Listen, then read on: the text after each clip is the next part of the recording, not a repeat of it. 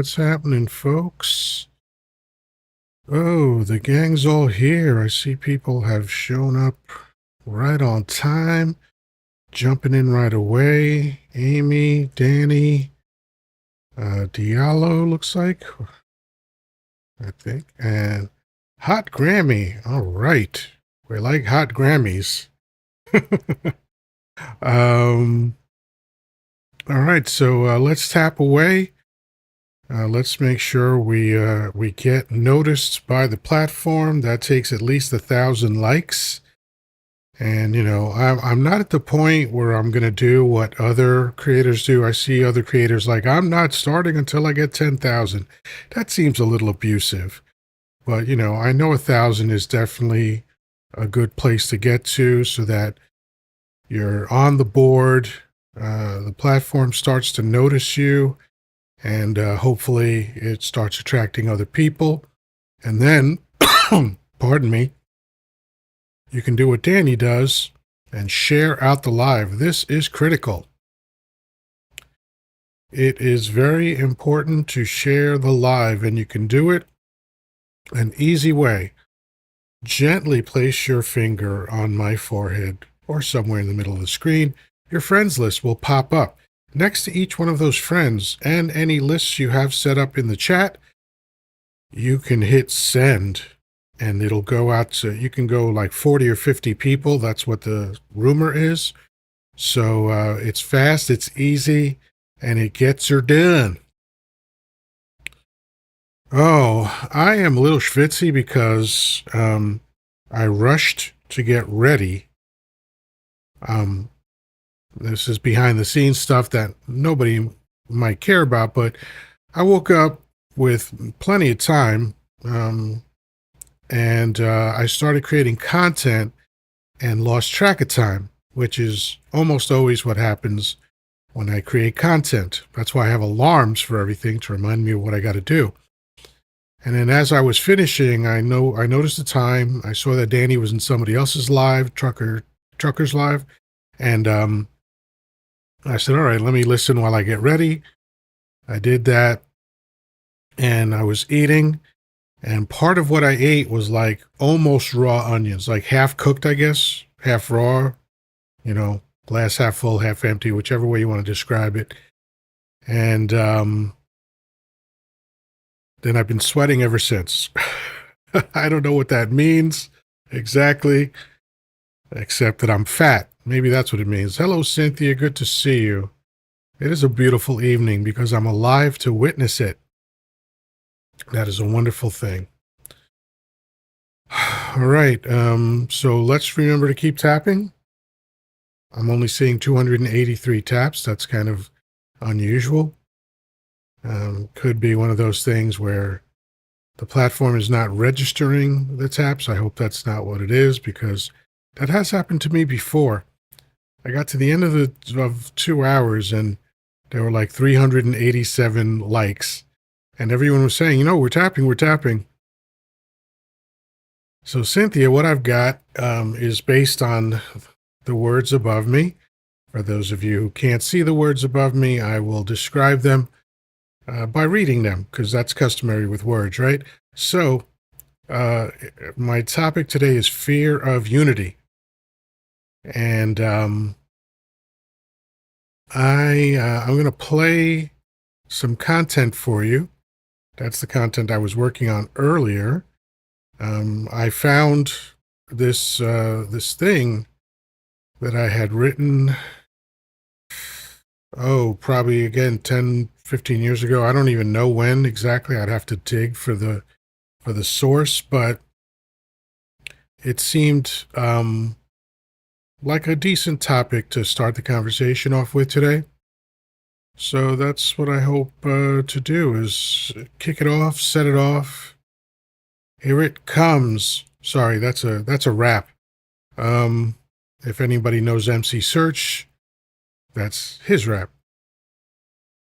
That's a deep cuts kind of thing. You'd probably have to be in the New York tri-state area to appreciate that. I dug out that old line from MC Search.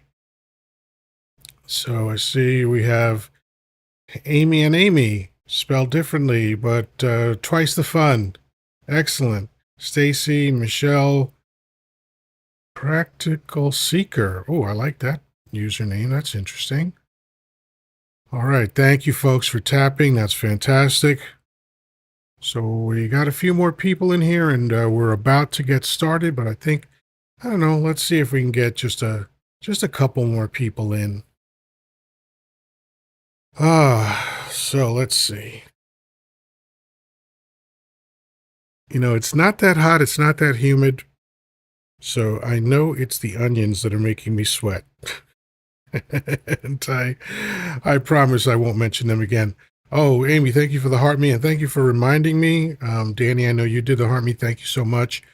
If you have not done the daily heart me, please do so. If you don't see the heart me above my head, that means you're not following me, and that's okay. What you can do is go into gifts and look for heart me. That's what it's called. Heart me. Hey, Cherry. And that'll, you don't have to follow me to send it. Or maybe it does the same thing at the same time. Like when you send it, you follow me. I don't know what it is. Thank you, Vicky, for sending the heart me. Thank you, Amy. Thank you, everybody, for sending the heart me's. You're the best. And I've got 100 roses, 47 left if anyone wants to knock those out. But now we got 10 people in here, and I think we are in the mode that we can begin and cover my topic. And I could have read this piece to you myself, but I'm not great reading live. I'm okay. I can usually kind of get through stuff, but sometimes I fuck up so badly that it's annoying. So I figure just record it. Plus, I get an extra piece of content out of it that I posted already. But at least I think I posted it. I might not have. Did I post it already? This is a good question. This is a good question. Let me see if I did. Yeah, I think I did. I remember making the... Yeah, there it is. Yeah, if you see on my profile after this, you'll see the flag thumbnail. That's the piece that you're going to hear right now. So let me move this out of the way. Okay, we're good there. And now, here for your listening pleasure is What All Governments Fear. All Governments Fear This by Chocolate Yoddah. What is the one thing all world governments fear? I think it's unity. Why else are people subdivided into so many useless categories and identities? We're all convinced very early on that there are differences between us that are very important differences. Furthermore, we're supposed to distrust anyone who is different from us. It goes from the macro, country, to the micro, individual. We teach children to pledge allegiance to a flag, because that sewn pattern on a piece of cloth signifies your superiority over people who pledge their allegiance to different sewn patterns on different pieces of cloth. Sure, that makes sense. If you live in New York City, you're convinced New Jersey stinks, and people who live in New Jersey believe New York City is awful. If you've been brainwashed by a religion, you decide that other people's brainwashing is inferior to yours. If you think that's not a thing, consider how much human carnage has been inflicted on people as a result of disagreements about invisible friends in the sky. I've heard Christians making fun of Scientologists as crazy right before they walk into a building decorated with a statue of a man hammered to a cross and bleeding. We are taught so many things that seek to divide and subdivide us. Many of you might consider yourself American, a division from other countries. But America is not united because of the subdivisions of states, cities, race, religion, income, and political affiliation. None of this is accidental. It's all by design, and look how well it's worked so far. We can only begin to undo the damage by rejecting the lies. Let's start with the biggest lie, race. If you continue to let imaginary lines on a map determine how you feel about other human beings, the liars will continue to control you. Let's refer to our ethnicity or nationality as the human race. It's the only thing that matters as far as I'm concerned. All right, there you have it. So I'm going to start bringing people up. As always, I begin with Danny, my older brother from another mother, and then we'll work from there. Anybody who wants to come up, feel free. Hey, Danny, what's happening? Hi, Professor. How are you? I'm excellent. I got a decent amount of sleep, not an ideal amount of sleep, but it was decent. And I was out like a light through most of it, so that was good. And you know, you heard the rest. I got up and made some content, and then I scrambled to get ready to do this, and here I am, and I'm happy about that. How'd your day go? Oh, went pretty good. I haven't figured out anything with UPS yet, but we'll talk about that privately. That's So crazy. Yeah, so they it's kind didn't of they weird. did they confirm or deny where it was? No, no. So I'm gonna. I think Oh it's gonna boy. be a phone call more than Yeah, a yeah. And it virtual takes it chat takes over so the much internet. patience to get to a live person these days. It does so, but They'll figure I it do out. appreciate the thought of you doing it, though. That meant a lot to me. So. Yeah. Well, I mean, the important thing is that you get it. I mean, I have no doubt they'll get it to you. I just think it's goofy that they messed it up so badly. Seems so straightforward to me. Here's the address, send it here. Yeah, and, yeah, zip code so, to zip code. I mean, you know, yeah, I couldn't figure out Rochester, New York. That blew my freaking mind. yeah, So yeah, not even close. But anyway, such is life. So what'd you think about the piece? it was very good, very insightful. I I've been saying that for a lot of years about pack everything that you talked about. That's why that if you notice when I refer to this a lot that we're the divided states of America because you're right. Unity is the biggest fear factor that any government has that wants to become dictator or fascist. So, but I've been calling the United States the divided states for decades, Yeah, unfortunately, and I think it's just going to get worse. That's my biggest fear.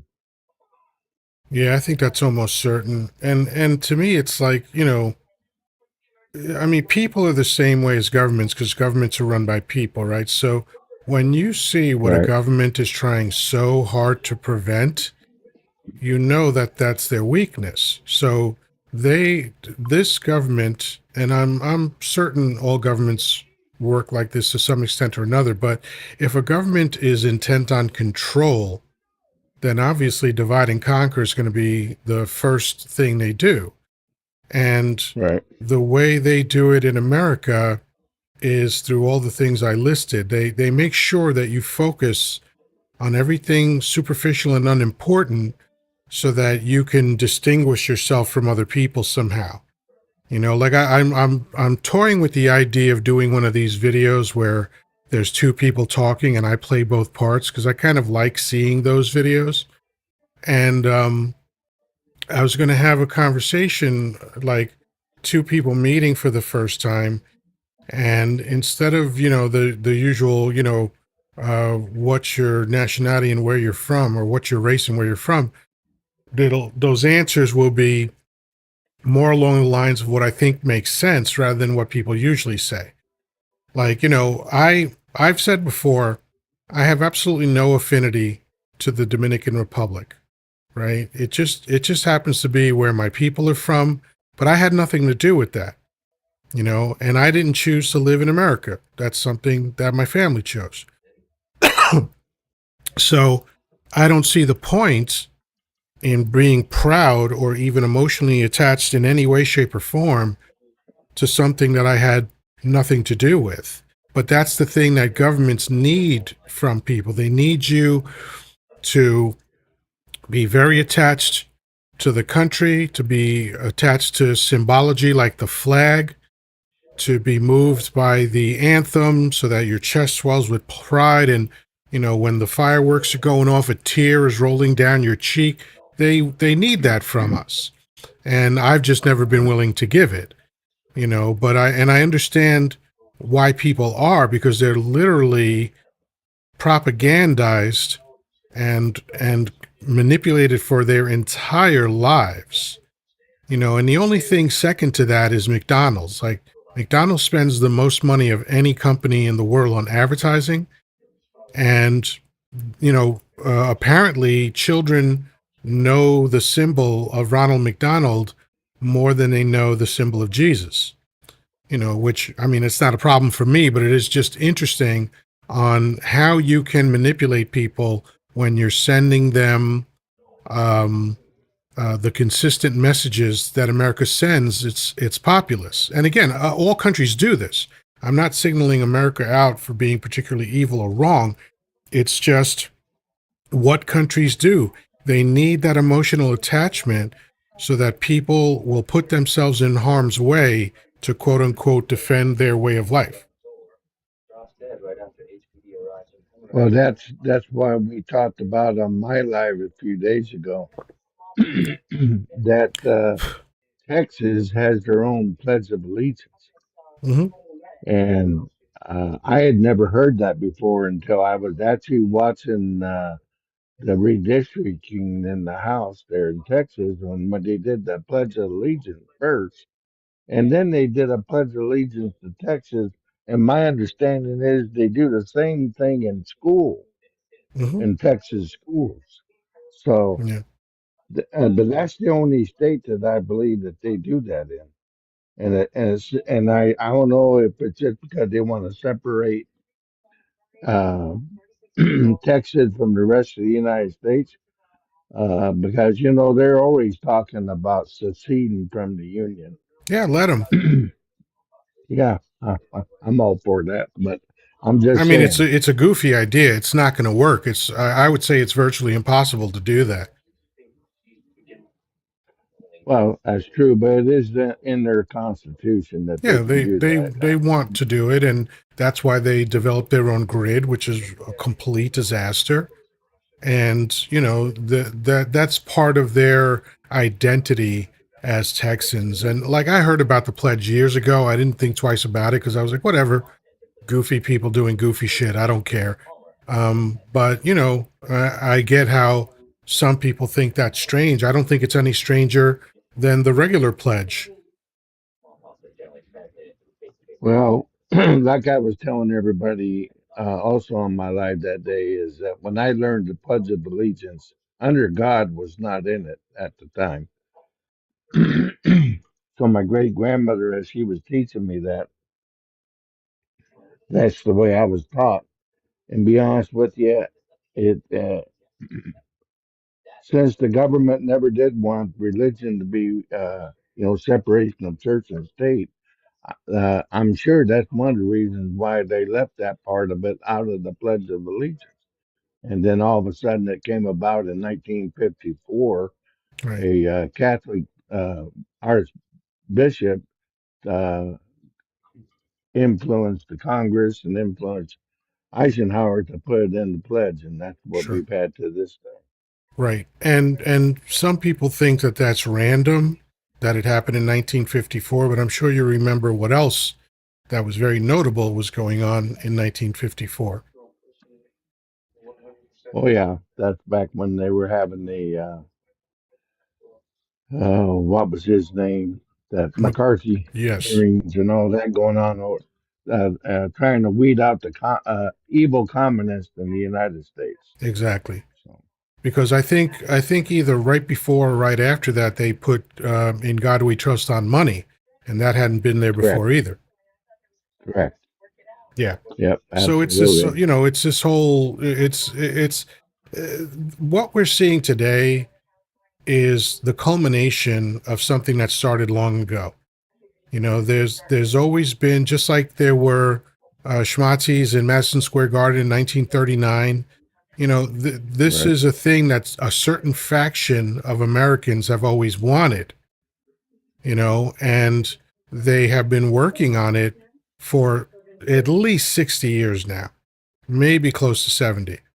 You know, and you saw it just slowly happening with putting in buffoons like Reagan and like Bush the dumber, and now Dump. Like they're all the same person essentially. They just have slightly different degrees and slightly different thirsts for hunger and for power and money.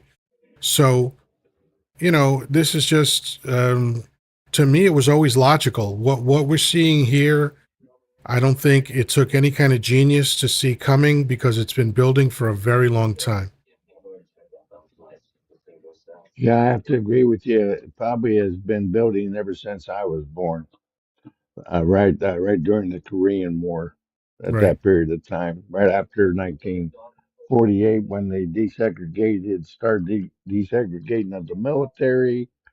Uh, Truman, even though he had seceded from Roosevelt because of his death, unalive, and he passed away. It's still, uh, they weren't very pleased with Truman either, and everybody that they choose to run against Truman, they didn't win. So then they picked a general that really he wasn't sure if he was a Democrat or a Republican. But he did say one thing that was very true, and I used to say the same thing. What difference does it make? I'm an American, and that's basically what Eisenhower said at the Yeah. start.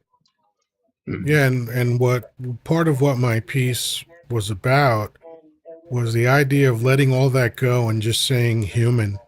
What if everybody starts identifying themselves as human? And now we've already eliminated the first layer of division where we identify ourselves with a country for no fucking reason whatsoever, you know? Because it really doesn't matter. It honestly does not matter what country you were born in, what country your parents were born in. None of that shit means a Nope. fucking thing. But it's built up as though it means so much. And again, I think they do that on purpose. That way we can look at another group of people and decide that they are the villains. And once we decide they're the villains, then we can justify anything we decide to do to them. That's what happened with the slaves. That's what happened with the Native Americans. That's what happened with the Japanese. That's what's happening with immigrants. And now it's pretty much anyone brown in America. We see how the government is treating us, and it's just a continuation of what America's always been about. And we see the same division when it comes to sports. Oh, if Yeah, you're a Raiders fan, no, you suck. If you're a Kansas City Chiefs fan, boy, you suck. And yeah. I see that division, arguments in bars and stuff. People Fights. watching sports, and fisticuffs break out over it. Yeah, yeah. Like I honestly, one of the most HOMO erotic things that I've ever seen in my life is a grown man with the name of another man on his back. Like Right. I see these people all the time that are sports fan and they wear the name of another man on their clothing and don't think anything about that. That's kind of weird to me. And I don't care, like, cuz very often these are the same guys that are going to be phobic, right? These super jock guys, Hmm. oh, I'm so macho cuz I throw a ball in a hole, or whatever. Right. and you know they're phobic, and yet they're wearing the name of another man. As an adult, you're wearing the name of another man on your back. That's wild. Well, what was really wild during the 2016 election, people getting their Trump's tattooed on themselves, on their forehead. I saw one guy had it across his forehead. Yeah. Well, Now, that's more than likely a couple of things. Either a temporary tattoo just to make a point, just to seek attention, or a sign. If it's a real tattoo, then that's a sign that you're in the cult. right, absolutely. And I have no way of knowing if it was real or not. I just thought it was stupid. Yeah. And could be very irreversible if you know, had that happen to you like that. Well, I mean, luckily tattoos can be lasered off, but I hear that's a pretty uncomfortable process. But either way, like, you know, even if you're going to do a temporary tattoo, it's like, are you really that starved for attention that this is how you go about seeking attention? You know, like what do you think is going to happen? Do you think rows of people are going to line up to get your autograph or something? They're going to photograph you and then post, "Look at this weirdo." That's what they're going to do. But if you're starving for attention, then I guess that doesn't matter.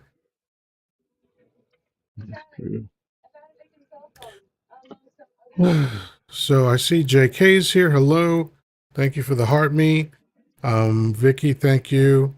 And, you know, again, as always, anybody else that wants to come up, hopefully there are the request boxes. May is here. Hello. Stacy's coming up. If you don't see the request box, then you might see right by the comment box a blue outline of a person and a red outline of a person overlapping, and you can press that and request up. Hi, Stacy. How you doing? Good. How are you? How are you, Danny?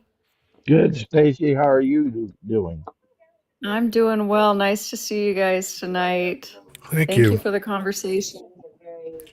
My pleasure. What are your thoughts? You know, so I've grown up on the West Coast. I was raised in Tucson and spent most of my life in California. And so multicultural was just always a thing. I was always in a place that was multicultural. So it never was even a thought. Like it truly, you know how they say hate is taught? Mm-hmm. Like when you grow up in a place that is simply like everybody's living and everybody's there, you just don't think about it. I mean, my parents, like, you know, I, they didn't care what friends I brought home and, you know, who came to dinner. It was everybody's welcome. And that was just the way it was. And it's not that I didn't understand. And so I live 20 miles, not even 20 miles, I live 20 minutes south of San Francisco. And I've lived here for close to 40 years. And you know, some of my gay friends are they're the joy of my life. Like I can't even imagine not having had that experience, sharing them in my with my life. So I think before Trump came into office, I didn't understand how prevalent the hate was. I didn't understand it because I had not experienced it. And in my neighborhood, I've lived in on my street for 23 years now. I can name one person that I would think is not of the same opinion as I am. So I live in a I live in a lovely neighborhood. But I think my point is it never went away everybody fully understands. It was always there. And now it's being made acceptable, which is a really scary thing. And that's what I'm afraid of. I'm more afraid of living with MAGA than I am living next to anybody who's a different race or religion or anything else. I'm more afraid of living next to MAGA. Sure. Yeah, I get that totally. By the way, I spent 2 nights in San Francisco on my honeymoon in 2001, and I must have driven past your neighborhood because at one point We went over the bridge to Sausalito. We spent the night there in a bed and breakfast, and then the next day Napa, and then we jumped on the Pacific Coast Highway to drive down that in a convertible, which was a blast. So I probably Yeah. passed you. And we Yeah, stayed in a few beautiful towns, Santa Barbara, Carmel, which was really really nice. And we wound up in Anaheim for Disney World because my ex-wife is a Disney freak, and so we had to do that. But I thought San Francisco was a great town. We were there basically October, like the end of October, beginning of November, when the seals were all coming up. It was pretty cool. San Francisco's a beautiful city that has a lot of struggles right now. They have a Yeah, lot of struggles, it's changed and I'm not dramatically since sure. I was there.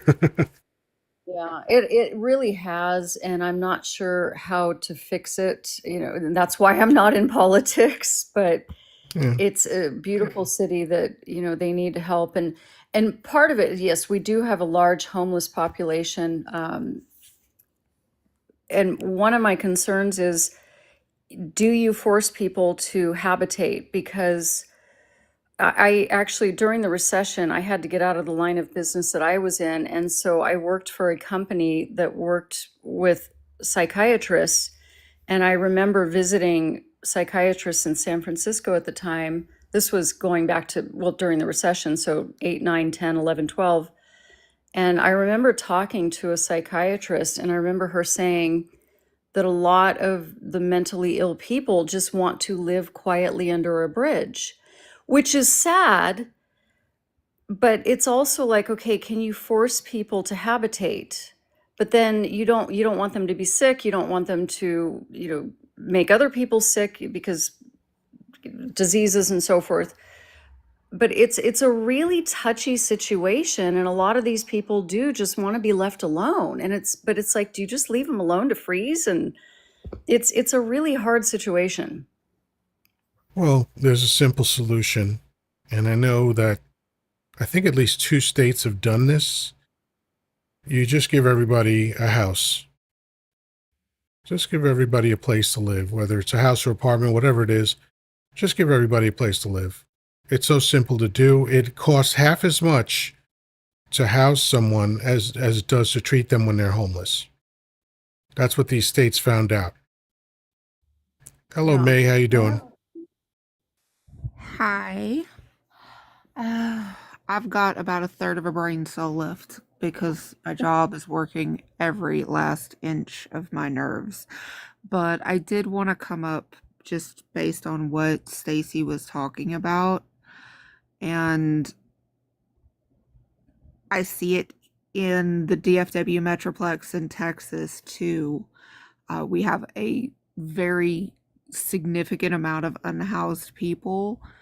And like you had said, it's the cost barrier to housing because, like, my job is threatening, and I'm kind of almost agreeing with it, with relocating me to San Bruno, you know, Tech Valley area in California myself, but they're offering a $95,000 salary, which is not enough to live on in that area.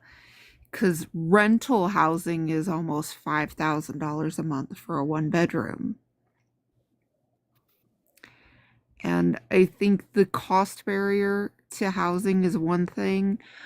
And another real big component on why people would rather be in that situation is the decline in socialized mental health in this country since the third worst president in the history of this country, being Ronald Reagan, and what he did to privatize everything and just say, we don't care about mental health anymore.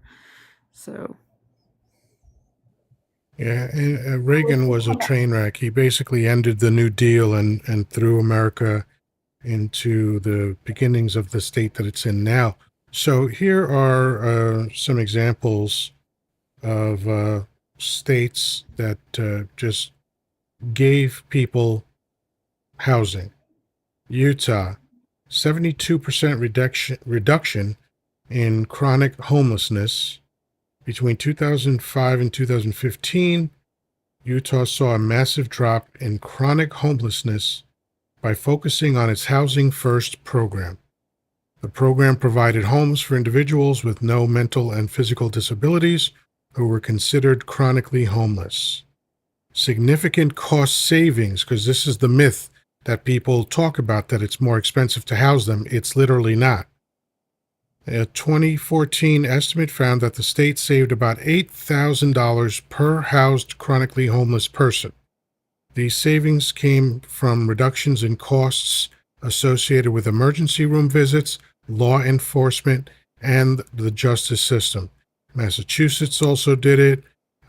Connecticut is highly ranked for support, etc. So, we have a successful model. We have proof in a concept, which is you can just give everybody housing and it will cost you less per individual to do that than it would to keep them unhoused. So why isn't every state doing it? Is because people are shit. That's why. Because human beings are selfish and greedy and cruel, and the people that we elect to represent us don't give a fuck about us. They just care about their donors. That's the reality of what this is. That's why I've never aligned myself with America. That's why I've always been disappointed by America, because they, in the richest country, one of the richest countries in world history, and with all the power and technology that we have, to let these kinds of things happen, to let disease run rampant for no reason, to let people starve, to let people freeze, to let people lose their homes because they have a heart attack or break their leg. This is not a healthy, functioning society. It's a sick and twisted society. That's why I'm never going to align myself with it. I live here, and that's just my physical reality. But other than that, I have no attachment to this place because I think it's a shitty country.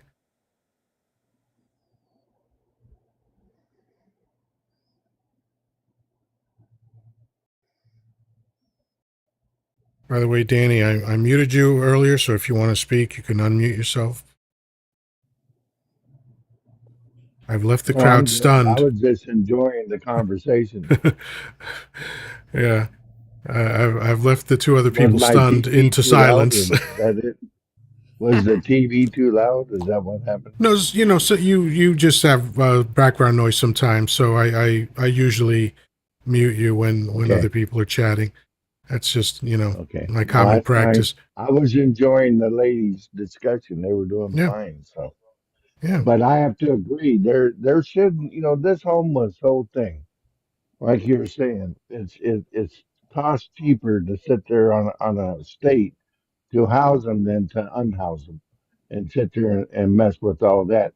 Plus, on top of that, a lot of people don't realize at least half of the homeless people out there are veterans.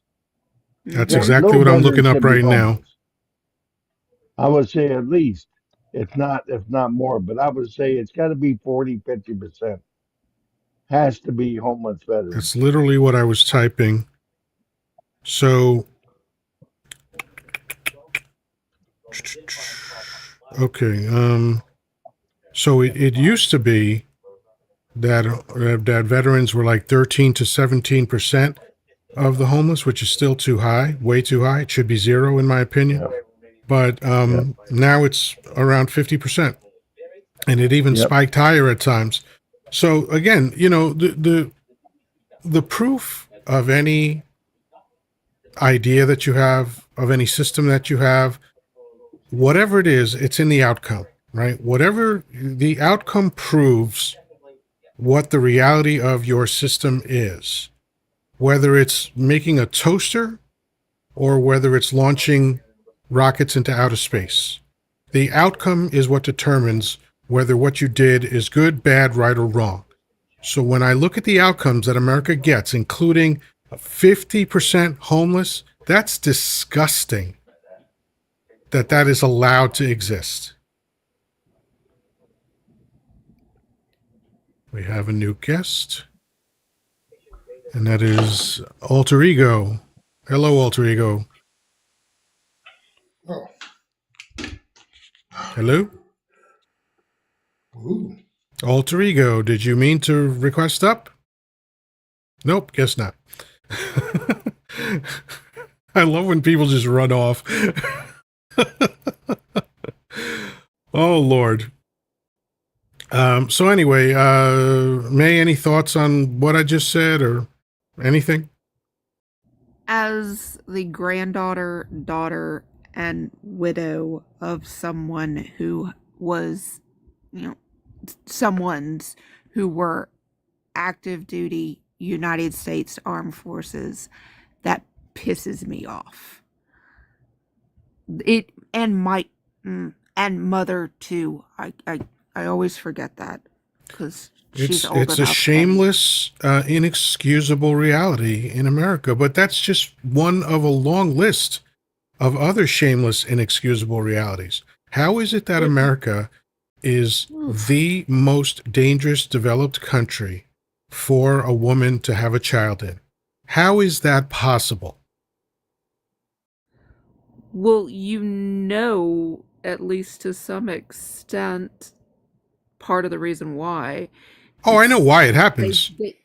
They don't consider women as full people, and gods forbid if you're anything other than a Caucasian woman, they really don't care what happens to you because you're just producing the next worker. It's why they're reinventing the concentration camp to turn people into 21st century,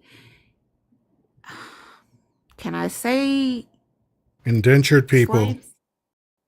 Yeah, well, I mean, yeah, it's beyond that, but you get where I'm coming from. Yeah. It's like the fact that they left that in the 14th Amendment, except for when guilty of a crime.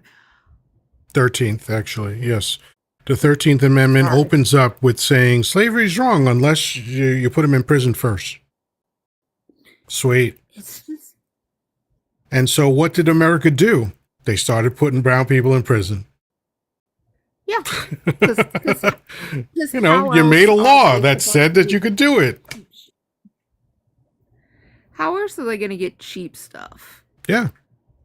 A lot of people don't realize that when they get like a telemarketing call, that might be coming from a prison.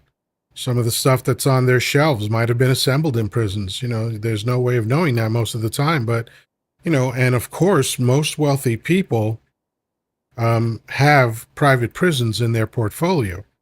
So prison for profit is obviously going to be an issue because if you make money off prisoners, then you're incentivized to have prisoners in your prison, which means that your entire legal system is going to be geared around getting more bodies into the prison.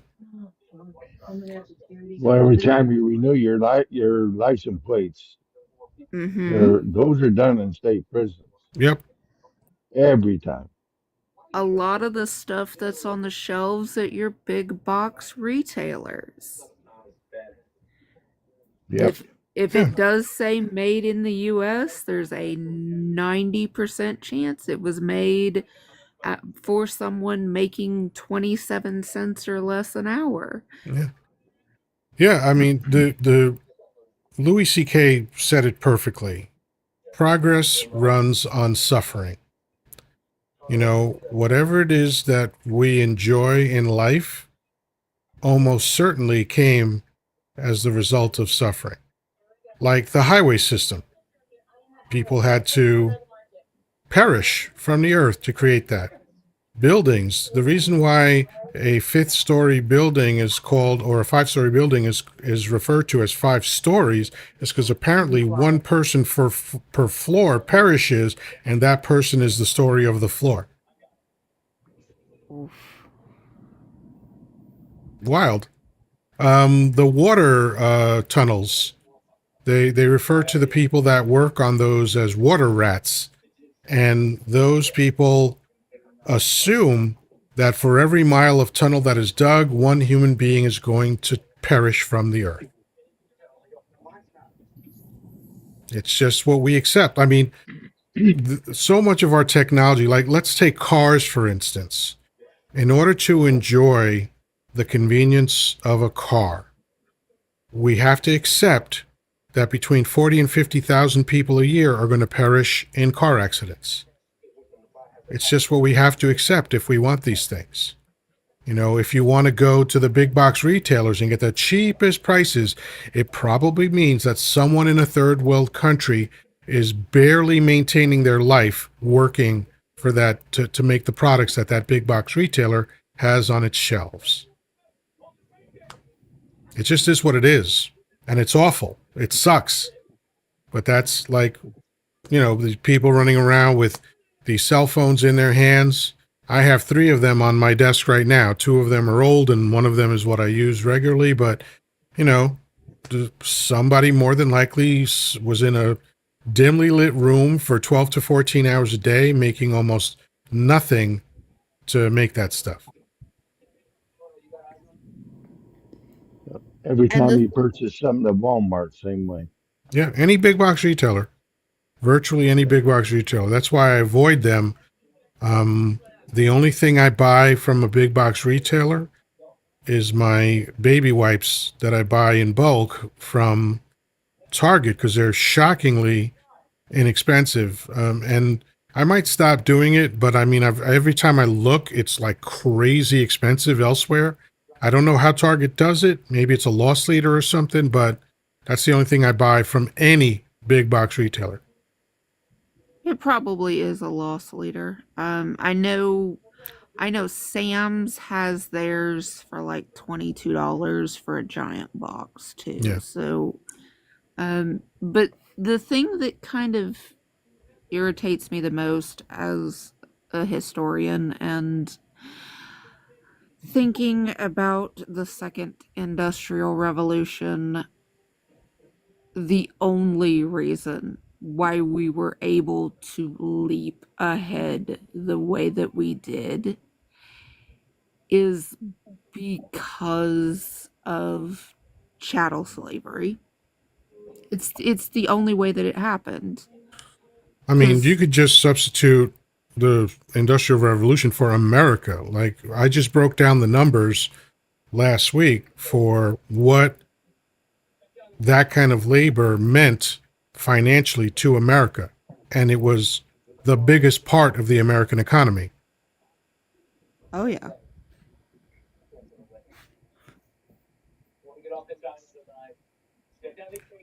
Vicky says she hasn't shopped at Target for months. Right on, Vicky. Good. Yeah, you know, and these are the things that we can do because as much as it pains me to upset people with this reality is we have almost no power. They have systematically stripped any meaningful power from us. So voting with our wallet is probably the biggest thing that we can do. And I'm hoping that one day, very, very soon, certainly by the end of the year, that these coalitions, these organizations that are organizing these 1 day and 1 weekend protests, organize a year-long protest for all of us to participate in. Dangerfield, how'd you doing? Okay, how are you, sir? I'm excellent. Couple things, real quick. I think I've told you before that I went to, for my second degree, I went to the Polytechnic Institute in Athens, Greece, and it cost me nothing. Medical cost me nothing. Because I didn't have a student loan. I came back to the United States and started teaching again. And there was a young lady before, I forget who it was, Stacy, maybe, who was talking about her job. I had stopped by Malta a few years ago. I couldn't believe. You would think you were in San Diego. And the money they were making there. And again, free healthcare, free education, free this, free that. Our biggest problem in the United States, I think, is education. We went from being number one 30 years ago to number 37. Yeah, I suppose you could argue that point. I don't think that's the biggest problem that we have, but that certainly contributes to the problems that we have. Well, I don't know if you noticed, I pretty much sang a song before in your comments No, I uh, didn't. earlier. I remember from South Pacific. You've got to be taught to hate and fear. You've got to be taught from year to year. It's got to be drummed in your dear little ear. You've got to be carefully taught. You've got to be taught before it's too late, before you are 6 or 7 or 8, to hate all the people your relatives hate. You've got to be carefully taught. And I remember that 50 years later, Yeah, and it's more all than true. 50. It's all true. Children don't come out of the womb caring about people's race. Of course, it's ridiculous. I grew up in Harlem. My two best friends were Lazardo Solenzano and Gerald Dickerson. And we didn't really realize that, first of all, my grandfather had a bar in Harlem. My father worked as a bartender there. And this is what's funny is we didn't really know that there was a plus or a minus to anything until I finally got into high school, and Gerald didn't want to hang around with me anymore. And I said to him, "Why?" He said, "Because you're white." And that YT, really got me because, YT. We have told you this 15 times. oh, YT, YT. YT, I'm so sorry. I'll go our way. I apologize. It's to these rules. You have to understand. I'm 74, and these rules still make no sense to me. I got you. But, it's my job to remember the rules because I want my life to stay up. Yes, thank you. I'm So, sorry. no worries. So, I mean, you and Stacy and I seem to have been raised in similar circumstances in that, the first 9 years of my life was a multicultural environment. I didn't know the world was any different. I had no reason to even think about how the world was. It just was what it was. When I looked around me, I saw all shades, all shapes. None of it mattered, even though my mother was racist, it just never stuck with me. I refuse to be racist because I think racism is dumb. It's one of the stupidest things. Oh, especially if it's like America's version of racism is one of the dumber things. It's like, really? Melanin in my skin infuriates you? That's fucking pathetic.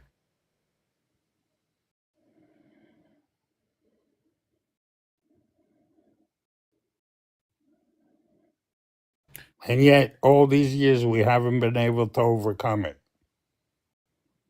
Well, unfortunately, in order to overcome it, everybody has to agree that it's a problem and then find a solution, which is what I was alluding to in my peace, fear of unity. It's like, if we stop all these labels, Irish, German, Italian, blah, blah, blah, blah, blah, blah, blah. The famous philosopher Kierkegaard, I think his first name was Soren Kierkegaard, said, "When you label me, you negate me." And that's a powerful idea. And I see that that's what people do without knowing that they're doing that.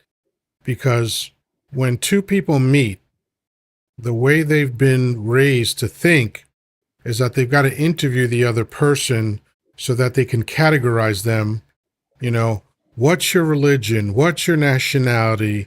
What's your political affiliation? What's your income level? What's your educational level? All these completely useless things. Like, none of this stuff matters. None of it matters. normally who you vote for is just who you vote for. I know now it's a different thing because you're given a choice between a politician and a dictator, but in most elections, it's just who has the better idea, which idea appeals to you more about how to run America, right? So no, people never used to talk about voting because it was just, all right, there's a private voting booth for a reason. I don't have to tell anybody who I voted for. And everybody just was cool with it. Nobody even used to ask who people voted for. It was not a thing in American society. And now it's another thing that people use to categorize and divide. Well, I voted for Reagan because he was a good guy in the cowboy movies. Yeah, so that you were as dumb as everybody else that voted for that reason. Yes, sir. Because that's another problem in America is this worship of celebrities. They're just people. You like what they do. I get that. Like, I love Billy Joel's music. When he passes away, I'm going to be sad. I know that. Okay? When George Carlin passed away, I fell to my knees in my shower and cried uncontrollably because he was the first hero that I had as an adult. Danny's my second hero, so I'm lucky that, I never got to talk to George, but I got to meet Danny, so I'm good. But just because someone does something that you like, whether it's acting, whether it's sports, whether it's performance of some kind, music, singing, whatever the fuck it is, that doesn't mean they're a good person. That doesn't mean you have to worship them.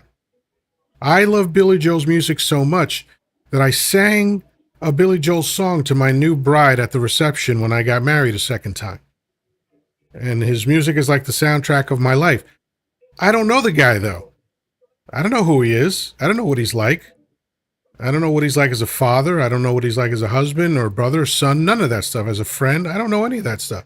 So I'm not going to worship the guy because I think that's really unhealthy. I'll just enjoy consuming the product that he produces, which for me is one of the best singer-songwriters in American music history. But that's my thing, But I just don't see the need to worship people who are celebrities. And if more Americans felt that way, Donnie Dump would have never gotten up to bat in 2015.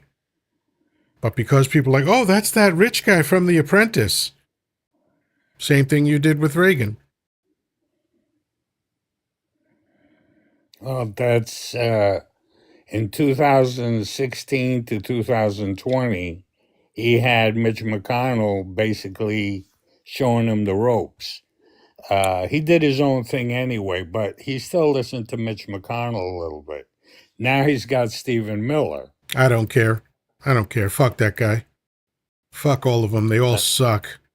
I can't wait to do a jig the moment I get the news that they have perished from the earth or been arrested. I might even do my first and only TikTok dance when that happens, because I want nothing but suffering and torture and incarceration and disease and ultimately to perish from the earth for all of these pieces of shit that are making life horrible in America. Well, I'm looking forward to the new Nuremberg trials.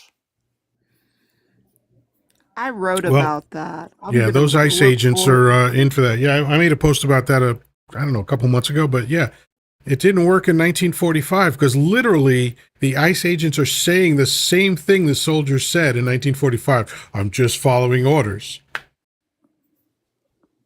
So I'm sorry, I cut you off. Was that May speaking?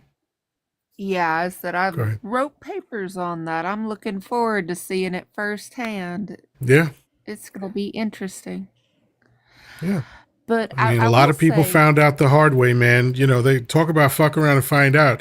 They were like, oh, hey, we've got the protection of the government. Oh, Lord. Whoa. We got a hot mic. Yikes. That was Impartial Observer. It sounds like maybe you're not listening with earbuds on, and when that happens, you're going to have an echo. So if you could find earbuds, that would be wonderful. And then unmute yourself and we'll chat with you. So, yeah. Now, when you said you wrote about it, was it just something you wrote like on social media, or you did like some kind of official paper? That one didn't get published, but I did it and a whole bunch on propaganda in my undergrad. Both of my degrees are history. Gotcha. And then my master's I did women supporting, the little Austrian painter. Yeah. And so my assumption, and please correct me if I'm not correct on this, is that in 2015, when you heard Dump speaking and saying the same things that Schmittler did, you were probably as alarmed as I was. Oh, I was petrified. I was screaming at anyone who would listen. And let me guess, the pushback you got is, how dare you make that comparison, blah, blah, blah, blah, blah, right? Yeah, and I will say I am not a peaceful person, and if anybody's seen any of my videos, you have seen me cut out on some people. And one of my former acquaintances said that, and I took the journal that my piece is published in, and I smacked him in the face with the journal. I said, "Nope, read. We have seen this playbook before. We have seen it. We barely lived through it last time. And the reason why it's over here now is, one, because it started here first. And number two, because we didn't let them hang from a tree after they lost. We invited survivors on the wrong side over here. And that we let some of them move to Argentina and places like that. That's why it's funny, because when being in sales, I've had occasion to speak to people from all over the world, and I always found it funny that in certain places in South America, people have a very Latino sounding first name and a very German sounding last name. Mm-hmm. So let me see. I'm going to invite to unmute. Impartial, let me see if we can hear you now. Are you there? Impartial. Well, that's where they found that off Eichmann in Argentina. Yeah, they found a few of them. That was just a thing. They were all trying to escape to non-extradition countries and all that kind of stuff. And I'm guessing America probably helped some of them, because we did swipe a bunch of their scientists and stuff. So, politics is an ugly game. But I remember my Jewish friends really got on me, because I went on the Book of Faces in 2015 and I said, hey, folks, this guy just made a speech that sounded like the speech that the other guy in Germany made, and I think that's problematic. And I got the whole people like in private messages like, how dare you, that's not, you can't compare the two. And I'm like, well, first of all, I can, because it's a fair comparison. If you look at the 1927 speech that Schmittler gave in Nuremberg, all you have to do is take out the word Jew and put in the word immigrant, and it's the same fucking speech, almost word for word in some cases. And we know that he's quite fond of quoting Schmittler and the Third Reich, right? So, these people are vermin in our country. They are poisoning the blood of our country. That comes directly from World War II Germany. That doesn't happen accidentally. Actually, from Trump's Mein Kampf, I picked up this book, Trump's Mein Kampf, and there are so many similarities. It's unbelievable. A long list, too long a list. And, I'm no genius, but if you sound like every other person in history who was a brutal dictator or authoritarian, then I have to assume that's what you're about. Doesn't take a genius to reach that conclusion. It's just a little bit of comprehension. That's it. But I got a lot of pushback on it because people, and I understand this. A third of my family is Jewish, so I know that sometimes Jews are a little bit precious with the idea of this kind of slaughter, but this has happened before and it's happened since. It's happening right now. We're witnessing it in several countries in the world as we speak. We know in the Middle East it's happening. We know in China they're imprisoning, they have camps for the Uyghurs, who I believe are the Muslim community of China. In Sri Lanka, Buddhist monks are murdering the Rohingya, all right? All this ethnic cleansing has been going on for a very long time, and all of them look and sound exactly the same.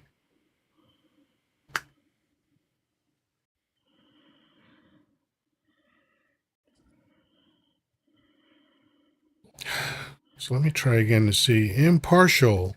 I'm going to invite you to unmute again. Are you there?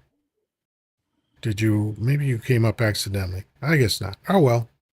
So I'll disconnect. If you want to come back up, feel free. So any thoughts, anybody? Let's start with Danny. Any thoughts about what we've been talking about so far? I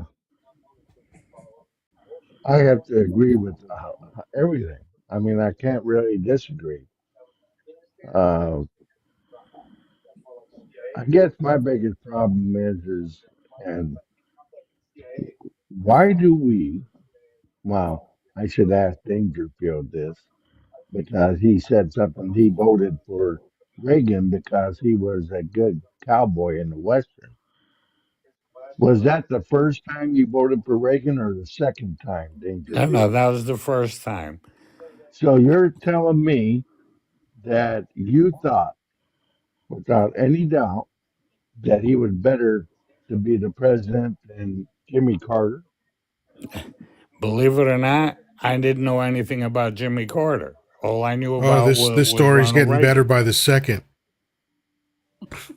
Oh no, I was too busy having a good time in those days. Okay, that was my question. I yield. Yeah, no, I Okay. mean, I profess the stupidity, whenever it comes. Yeah. Stacy, your thoughts so far? Well, just touching on a couple of points, when Trump first announced his candidacy, I didn't know what to think. I knew him from The Apprentice. I knew him from Trump Towers. I live on the West Coast. I didn't know anything. But at that time, I got on what was known as Twitter. It was Twitter at that time Mm-hmm. because I wanted to know. I wanted to know what people's thoughts were and what was going on. And New Yorkers came out in droves letting us know what this man was about. And it was really easy to figure out what was going on. You know, and then to have friends, or not really friends, but colleagues and so forth, defend him and talk about voting for him. I was just like, how? And I still don't understand how. I sometimes wonder if it's good that at least we know now so that we know what we're up against. But then I'm also like, we're living in a effed up world. Like this world, I don't know how we're going to come back from this world. I don't know. I don't know what my thoughts are, other than I'm really scared. I think we can overcome this. I'm hopeful for our future because I think knowledge is power. But I'm scared. I'm scared about what's going to happen in 2026 and 2028. Me too. And this is going to sound like a hard left turn, but hopefully I can tie everything together. Remember that iconic photo in the rubble of the Twin Towers, that one beam that was sticking up out of the rubble? Everybody remember that? Yes.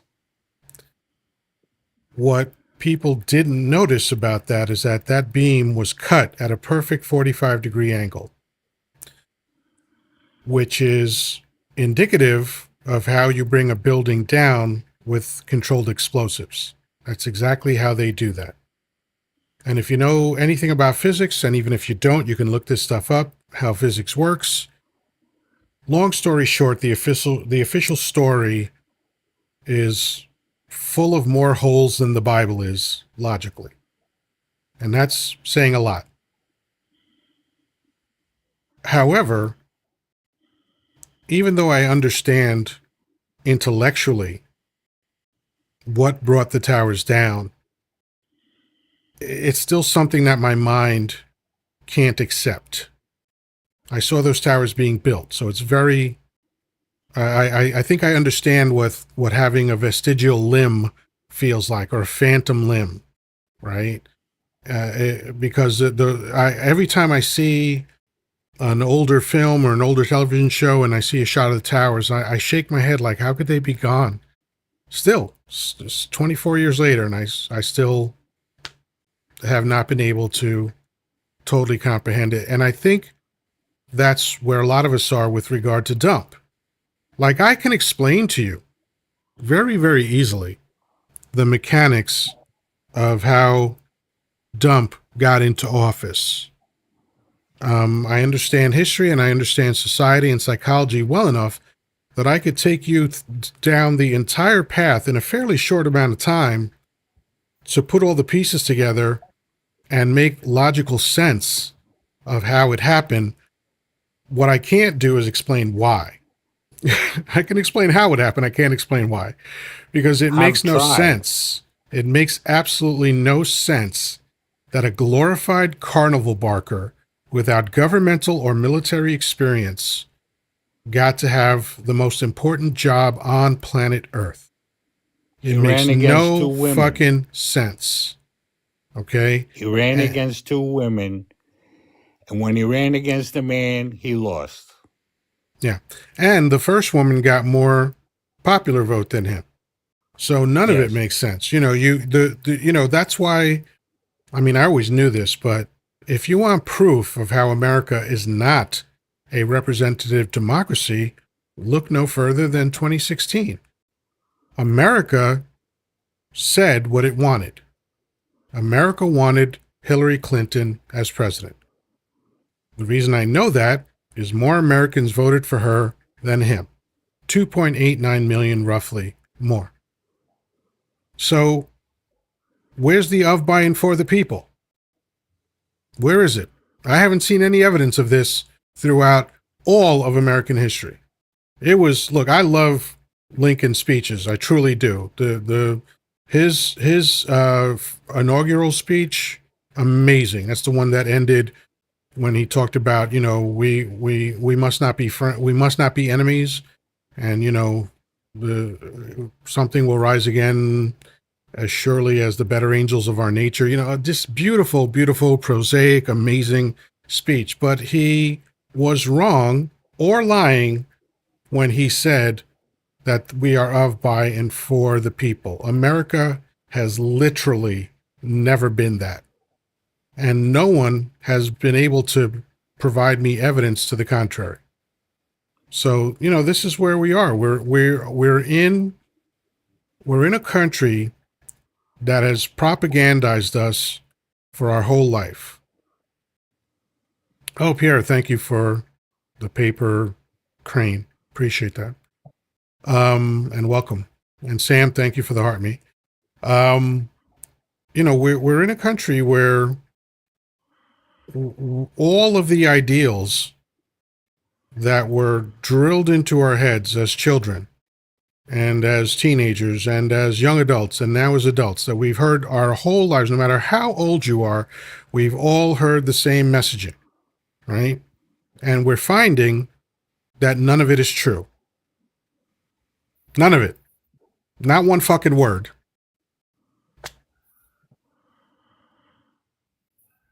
So we were at May. May, any thoughts on this?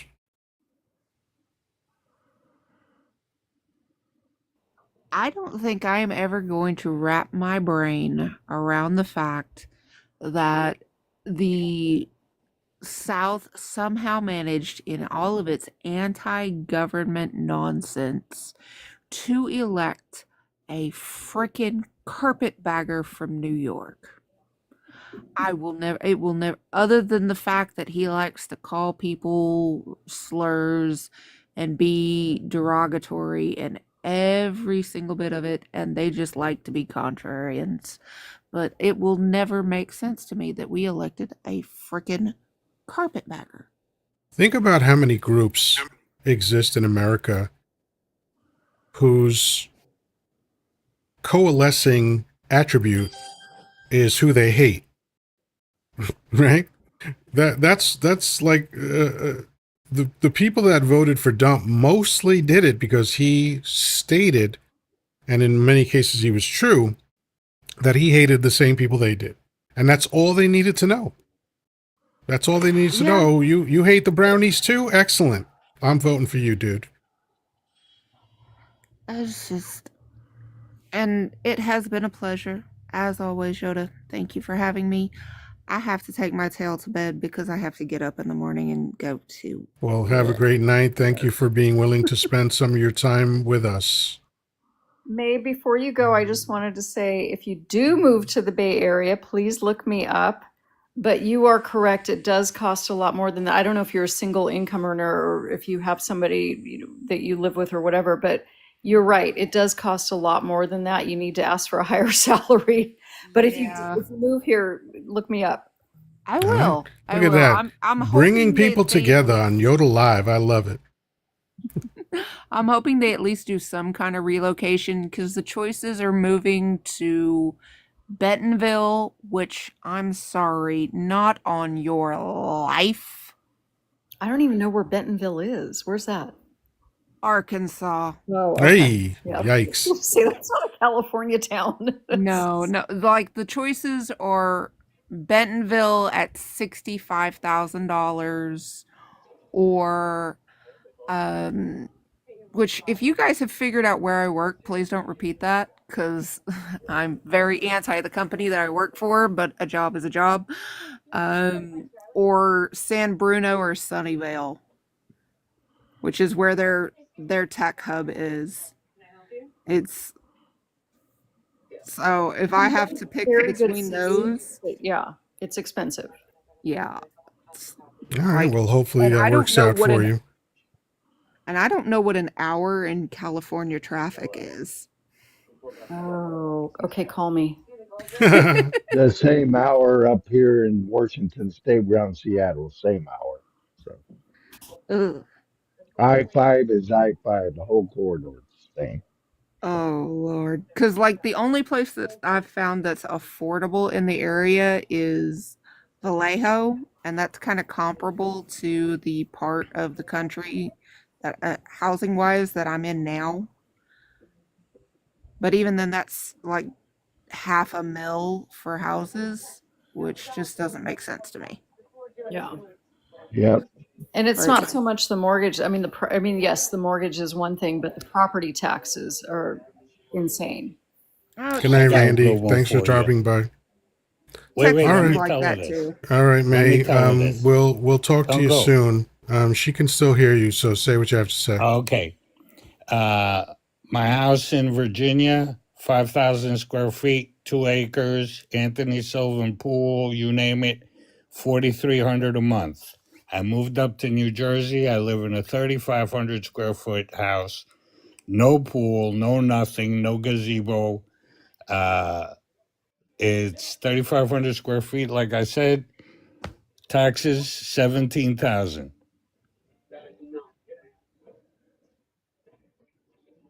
I liked Virginia a lot better. Excellent. And it seems like everybody in Virginia got paid what they got paid up north. So you're slumming, huh? So, someone, I don't even know if they're still here.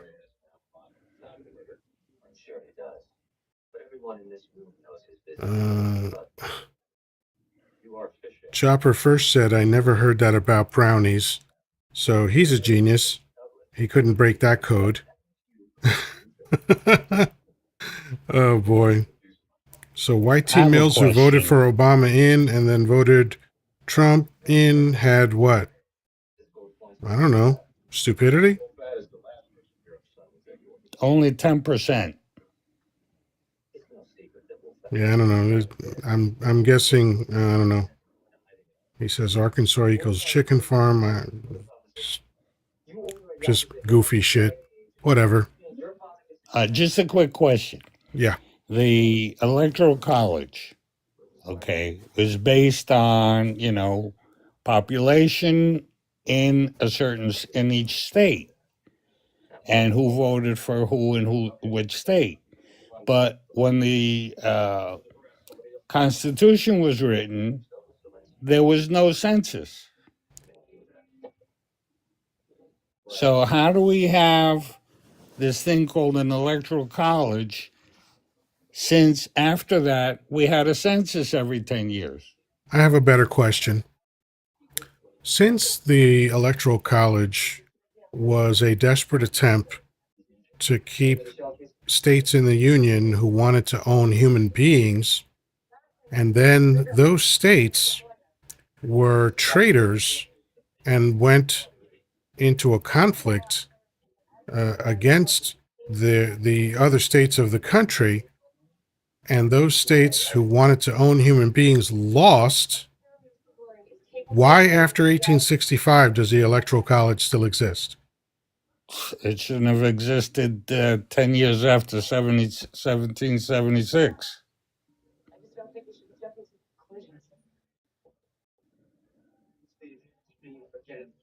Anybody figure out the logic of this? I've never been able to.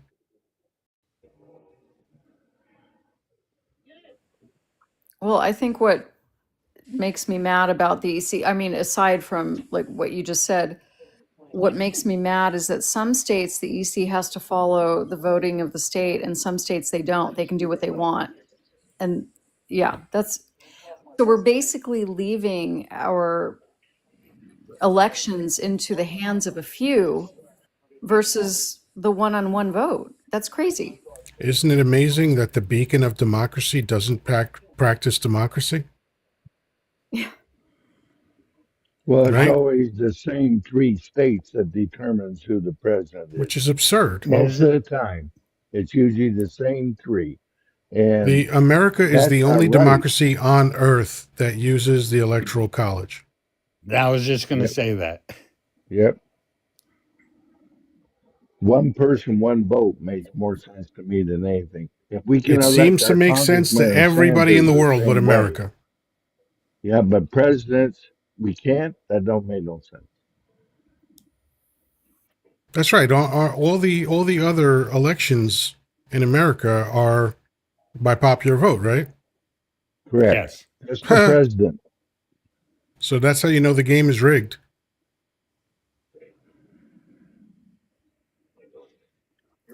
And every time we bring it up, the Republicans have a hissy fit because they know it's rigged for them, mainly. They Oh have a yeah. hissy fit. Oh yeah. I heard two senators say it. I forget whether it was 2016 or 2020, but two senators in separate interviews said words to the effect of, if they get rid of the Electoral College, a Republican will never win another election. You know, that's supposed to be the quiet part, but they said it out loud. And it's like, yeah, so we understand your incentive for keeping this dog shit system because you're not interested in governing. You have the shittiest track record of the two parties. I mean, you know, I don't see Democrats as heroes, but what Democrats have accomplished dwarfs the accomplishments of the Republican Party, especially from the mid 60s to now.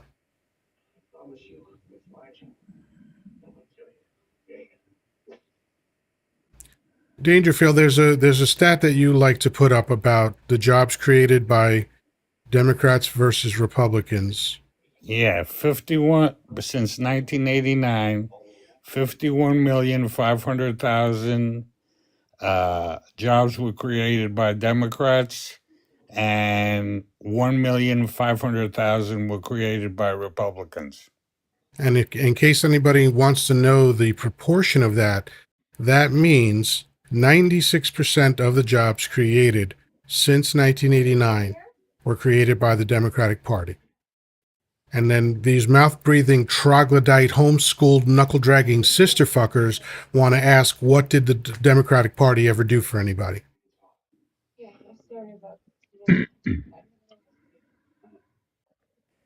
I think I'm going to But you get try, that. T-shirt made up. Mouth breathing, knuckle dragging.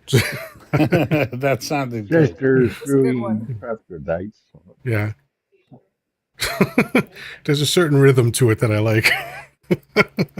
You ought to get a merch store going. That's what I we need. actually We need have a one. Chocolate I've Yoddah had a merch merch store since 2020. The only my Oh, now best you're telling me. one of my best friends and my ex-wife were the customers. That was it. And You me. should have had them I made I in I, China. I bought my no that I was never going to do. But although China's a far more progressive country than America is, that's for sure. Oh yeah. You know, You realize people get China hung has up on these built. labels of socialism and communism and all that stuff. Talk to a Chinese citizen. Talk to the average Chinese citizen, not someone really poor, not someone really rich. Or actually, talking to someone really poor would be very instructive because you'd be shocked at their lifestyle compared to poor people in America. Poor people in China are not worried about losing their home because the government doesn't do that to them. They're not worried about having internet. They're not worried about medicine, childcare, education, vacation time, maternity leave. They're not worried about any of that stuff. They just get that. I'm sorry. Is your pacemaker going off Dangerfield or what? I muted him because he didn't I think to think it mute was his himself. pacemaker going off. Oh, he had to go.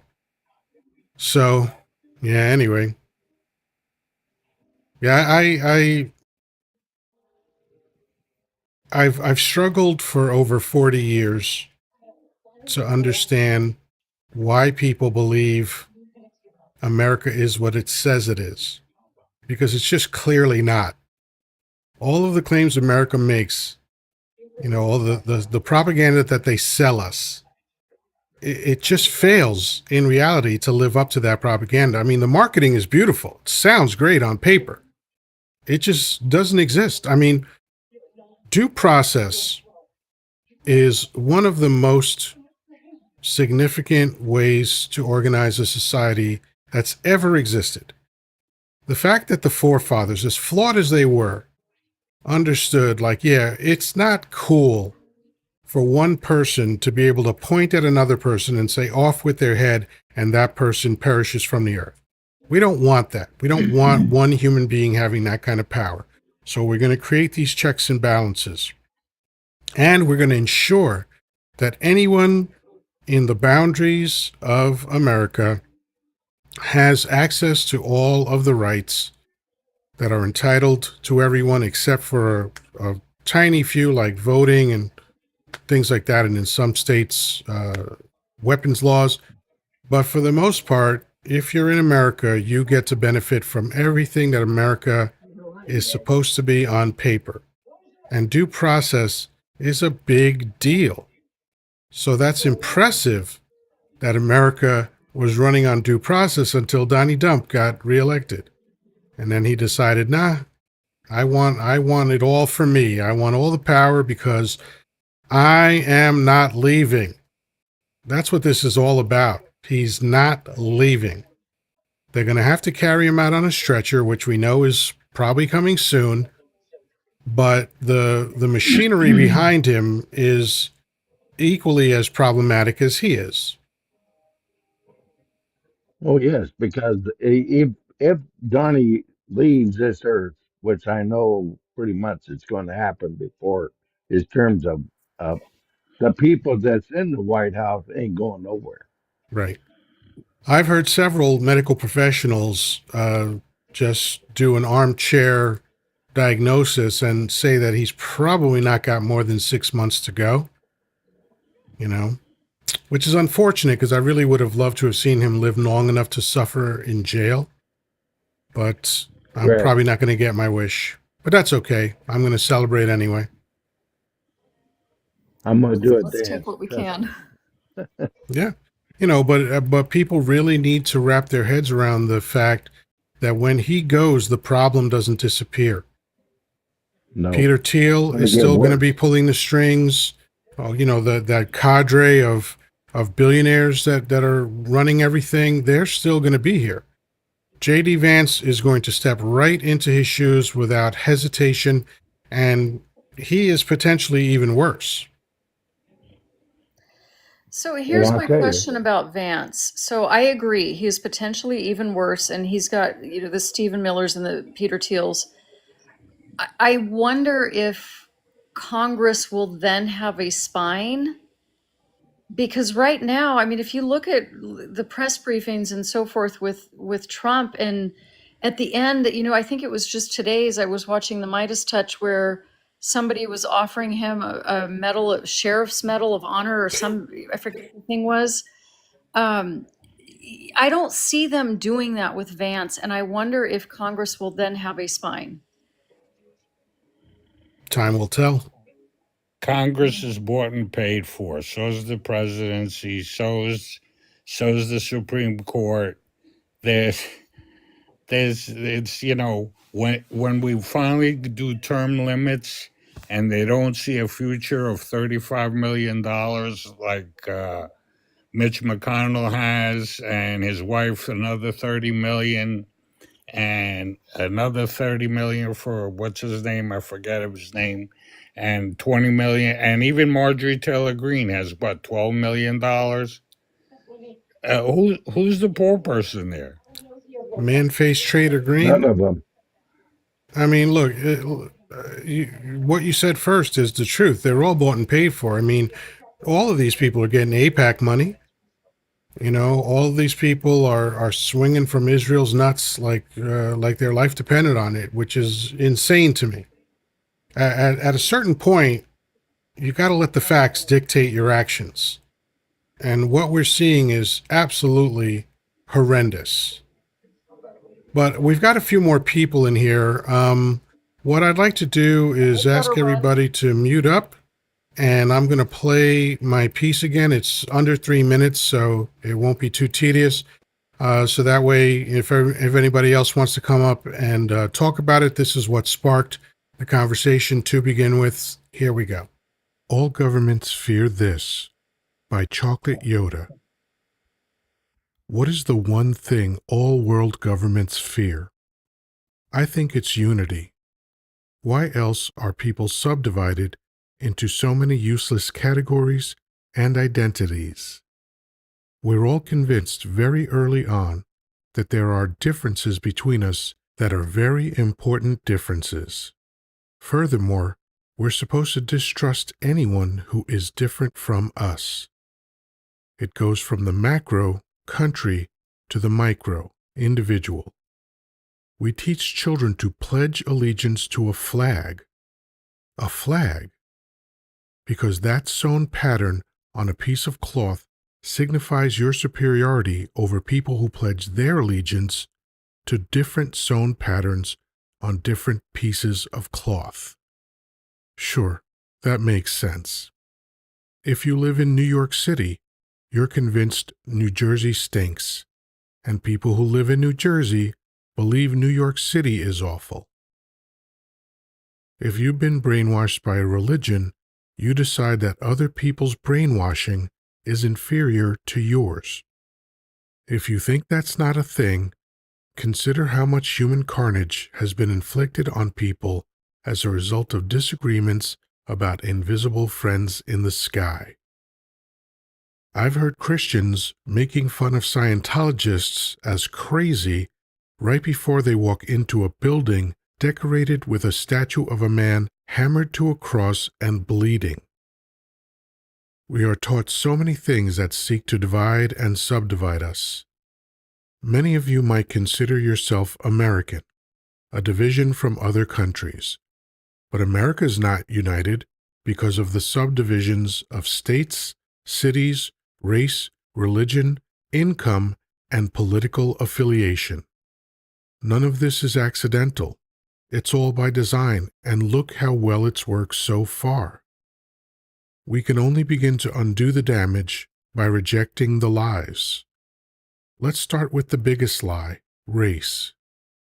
If you continue to let imaginary lines on a map determine how you feel about other human beings, The liars will continue to control you. Let's refer to our ethnicity or nationality as the human race. It's the only thing that matters as far as I'm concerned.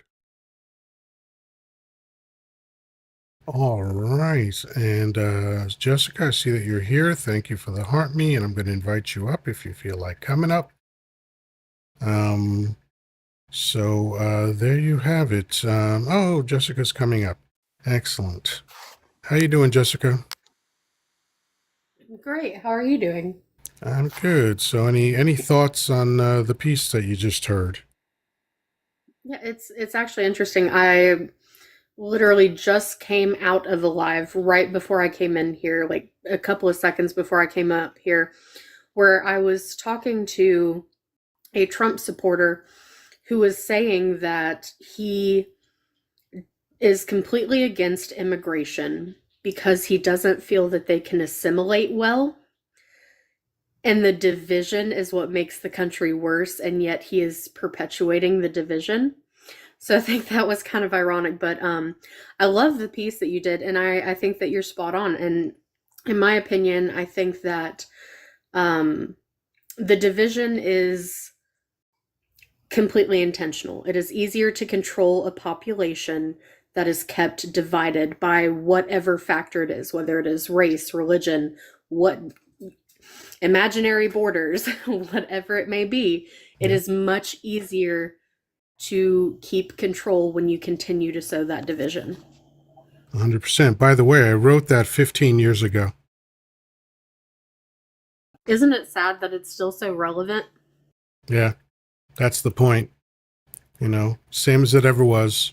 The stuff that they were complaining about in the Cyrus cylinder from like 500 BC, the stuff that they were complaining about in the Magna Carta, all that stuff, it's all still happening. I read a quote from a woman, I think a week or two ago, who wrote about how the America's controlled by Wall Street, and that was from 1890. You know, so this has all been happening.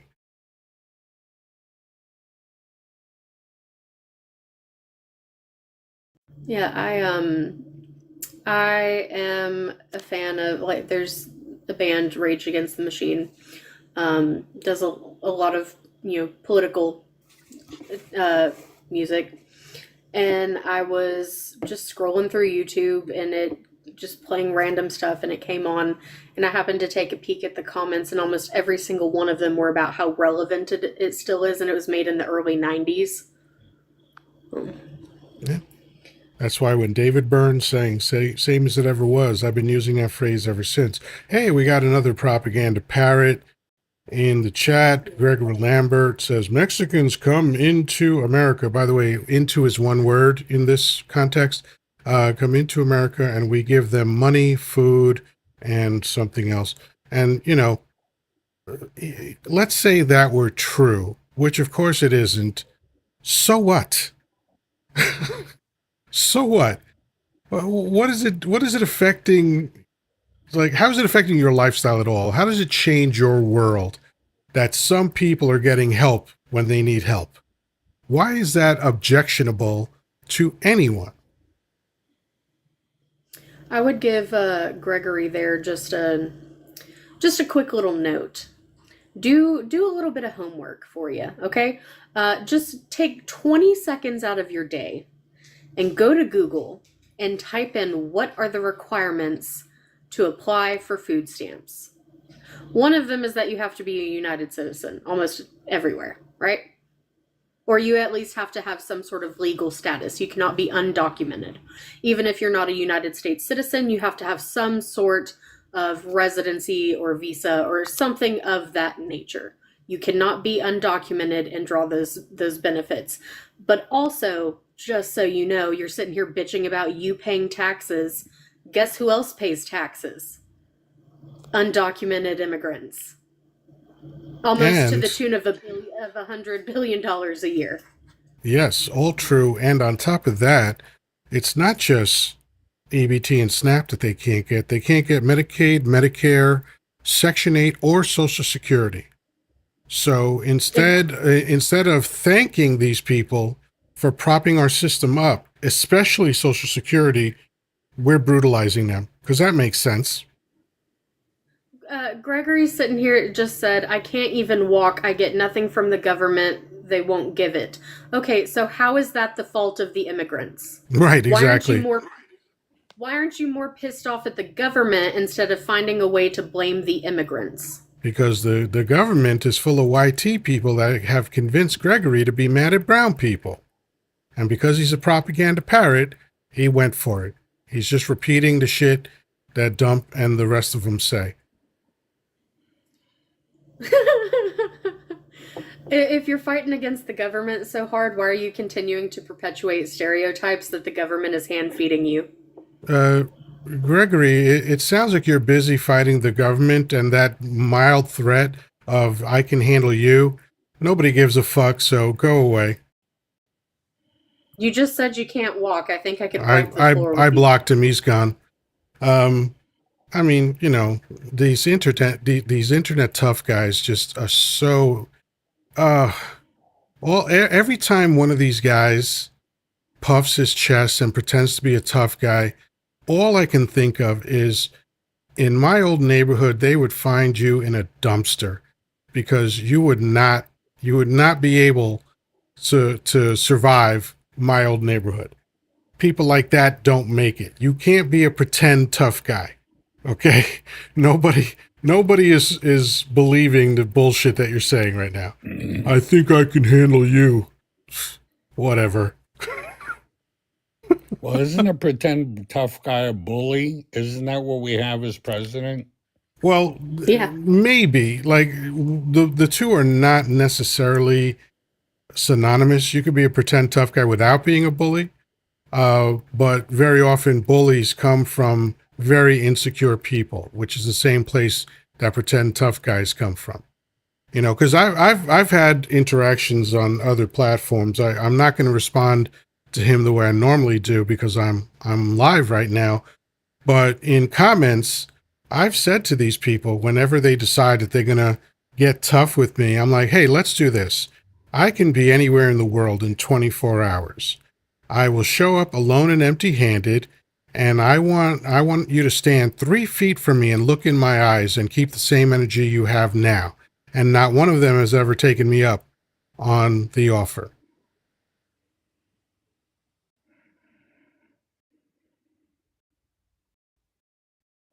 Yeah, they usually don't. They just like to be, down there thumb thugging. Yeah, I like that phrase. Well, Never heard that one before. Thumb thugging is good. That's a keeper. I've discussed with you the next depression, right? Maybe. I haven't discussed that before. Maybe. Okay, in 2029, we were basically just skirting a recession. I think you're thinking of 2009. From 1929 to 1930. In 1930, the Smoot-Hawley Act put through all these tariffs on foreign countries of items coming into the United States. Which Gold exacerbated the spiked. depression. Yes. Right. So Gold and spiked. the same. By the way, in 1929, there was also the Mexican repatriation, where America Right. deported 2 million Mexicans, and that contributed badly to Yes, the because depression. cheap labor. The cheap labor was gone. And that's what we're doing again. Gold is up 16%. The dollar is down 20%. And there's only one thing left to do, I think. And that was at the time, I forget who the president was, not Cleveland, it was Hoover. Hoover. Right. It was Hoover who's put the chokehold on the Fed to reduce rates. And that was the axe across the turkey's neck. That was it. And And all of a America keeps sudden, pulling that we got a shit. For some depression for reason, 10 we years. won't stop kicking the can down the road and playing this Fed manipulation of rates game. Like, it doesn't work. They need to stop doing, and I know why they're not doing it. They're not stopping that because they know whoever puts an end to that practice is going to plunge America into a period of pain that might last a few years. But that's what it's going to Exactly. take to correct the ship, and no politician wants to be associated with that. Well, There's also this he keeps pushing it. He just fired the Fed's assistant. Where his and so now he's next. then there's If he also can get away with her, he'll get away with him.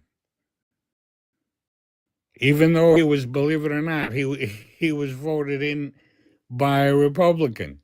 Of course, I believe it. Dump doesn't care about any of that. He just wants to manipulate all the information. Jessica, you were saying? Yeah, then you also have to take into consideration that what is the number one easiest way and most effective way for us to get out of a depression? We did it once before. Print money. WAR. Oh yeah. Well, that's Because that's obviously what he's doing because the Fed Right. loves WAR because that's when they make the most money.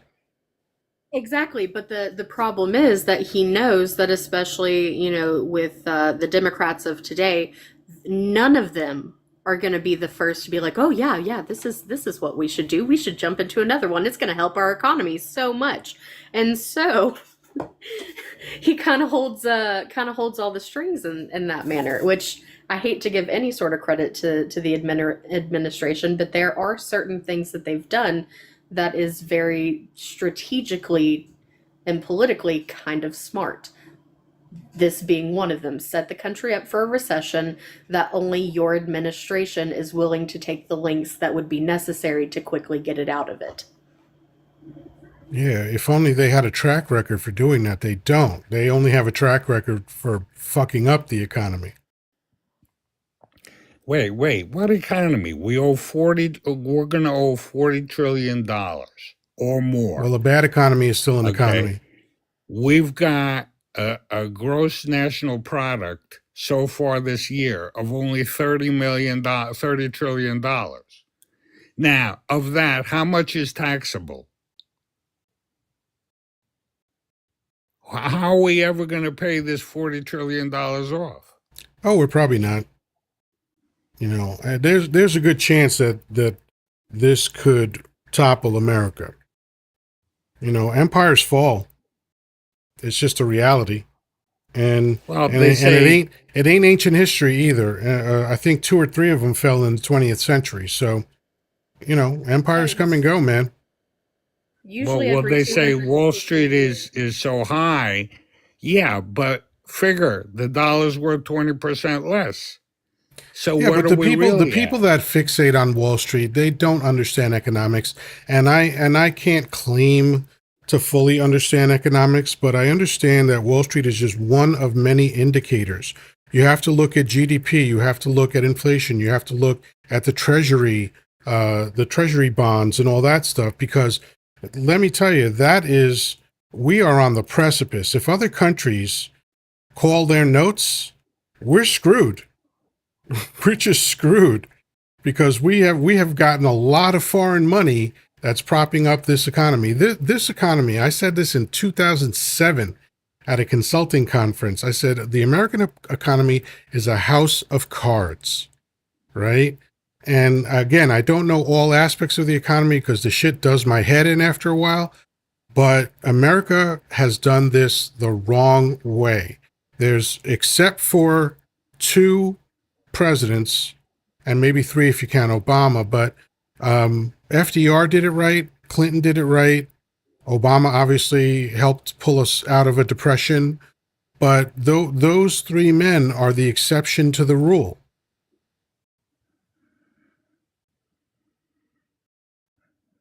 All Republicans. What are you talking about? I'm just kidding. Oh, the Republican Party crashes the economy or damages it, and the Democrats come in and clean it up. And then citizens, because we have too many dumb fucks in this country, don't have the patience for the recovery and only give the administration that's doing the right thing 2 years.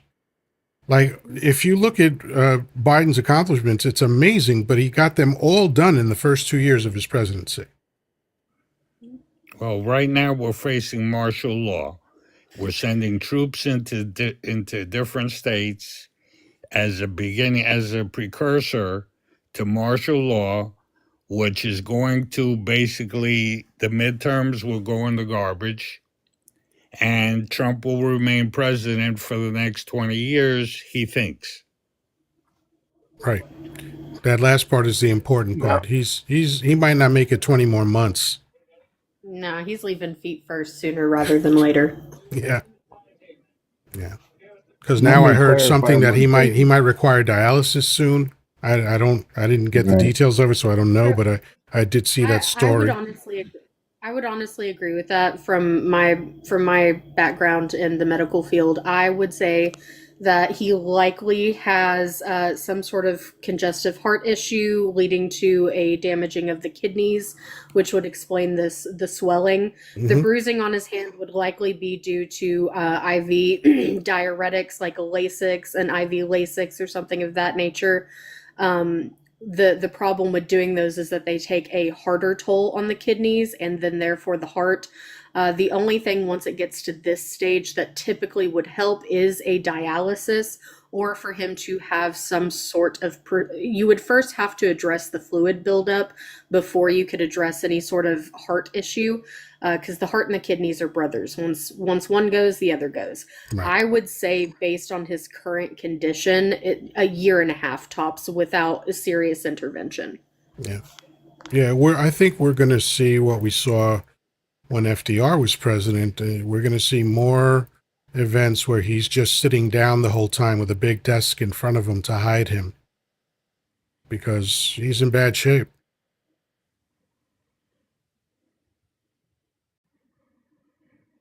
Danny, Isn't he on what's some your kind celebration going to of be diet thing? when you hear that Donnie Dump has gone kaput?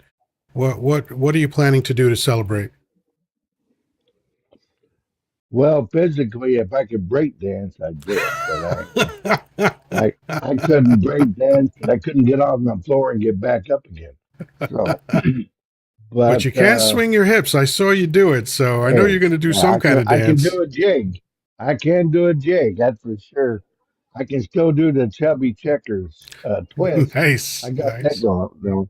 Whatever But you do, man, standing, sitting, laying down, doesn't matter. Everybody just needs to do a dance of joy when that motherfucker roses up.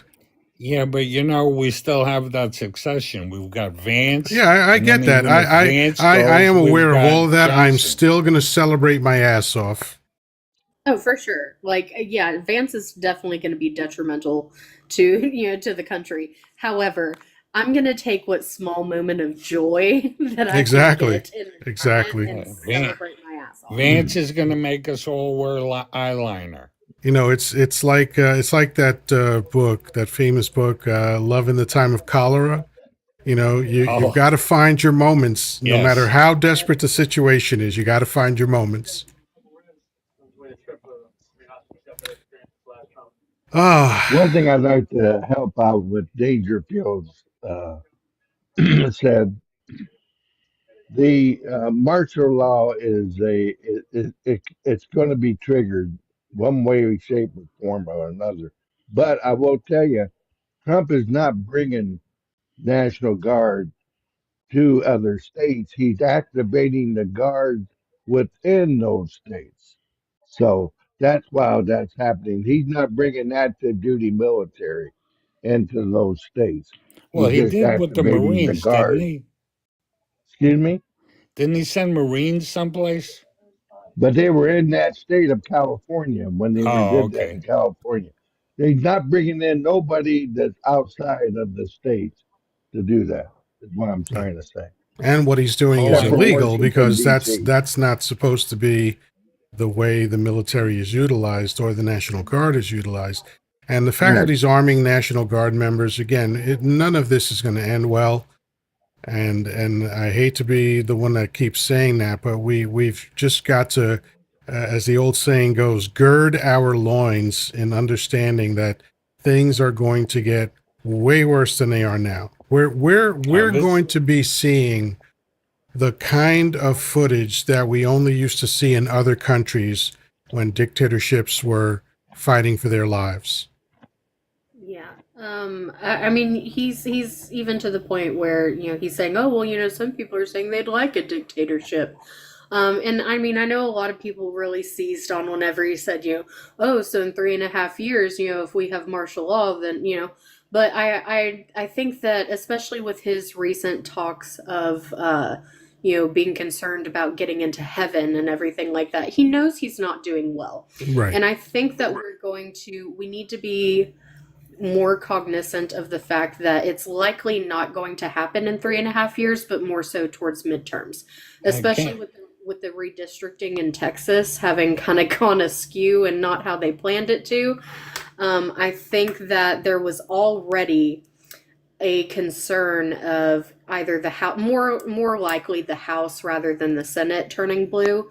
But now between the redistricting in Texas and then along with all of the blue states saying that they're going to add more seats as well, I think that that's an even bigger concern. So I think that they would speed up that process and gear it more towards midterms than they would the next actual presidential election.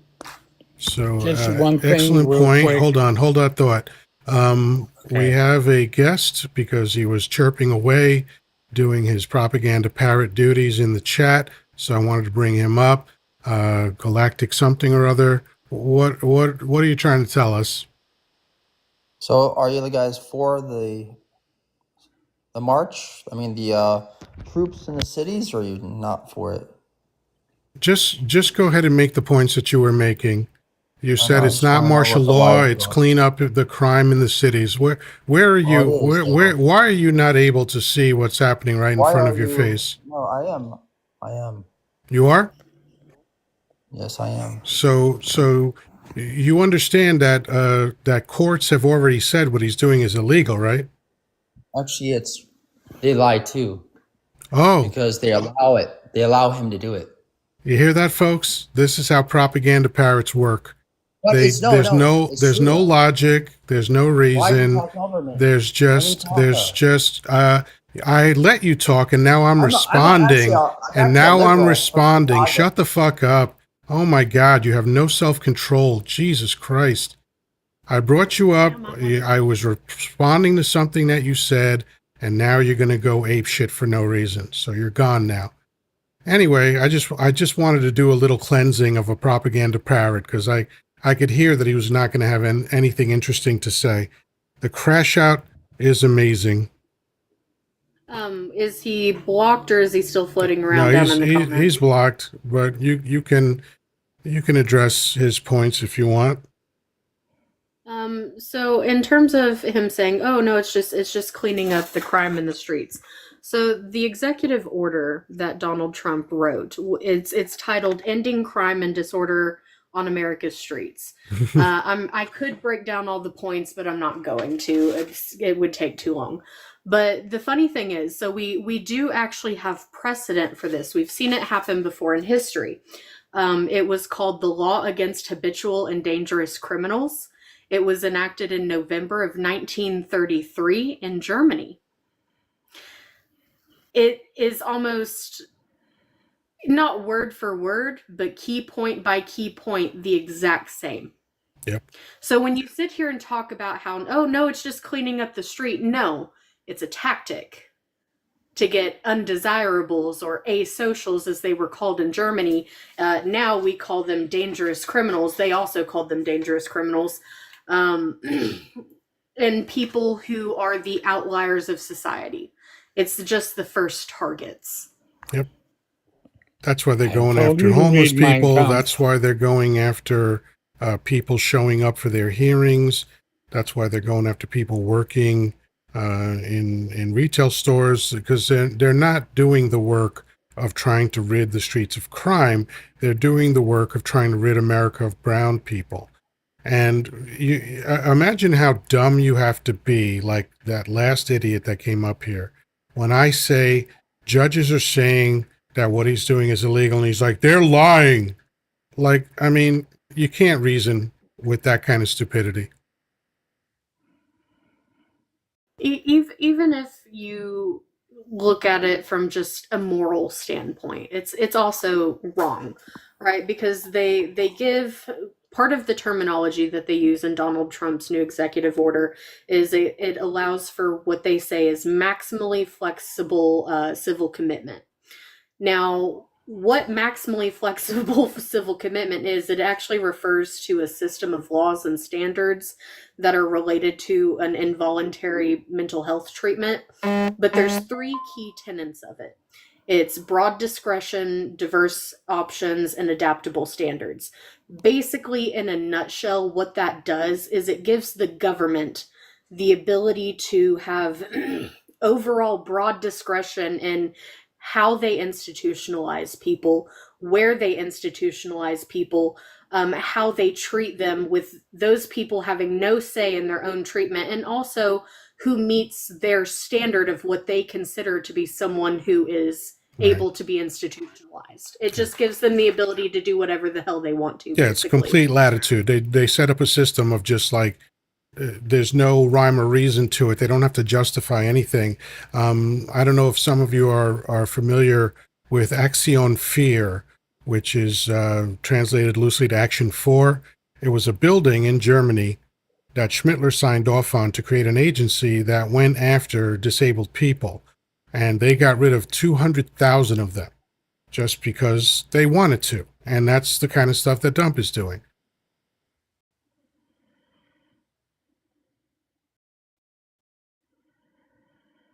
There are people that just want to be blind. There are people that, because they're so deep in the cult, that they refuse to see anything that's counter to what the cult says, and certainly they will never contradict what the cult leader says. And that's why 36 million people openly admitted in public that even if Dump was found guilty of being a PDF file, they would still support him. They're lost. Those people are not part of the team anymore. There's no getting them back. So we have to talk to the other 41 million of his voters that said no, they wouldn't support him in that case.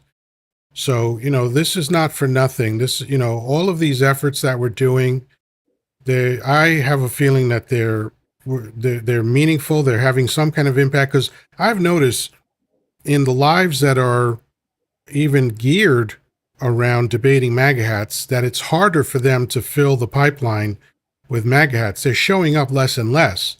And I think that means that they realize that they can't defend this guy anymore. There's still going to be that 47% of them, but the other 53% might be reachable.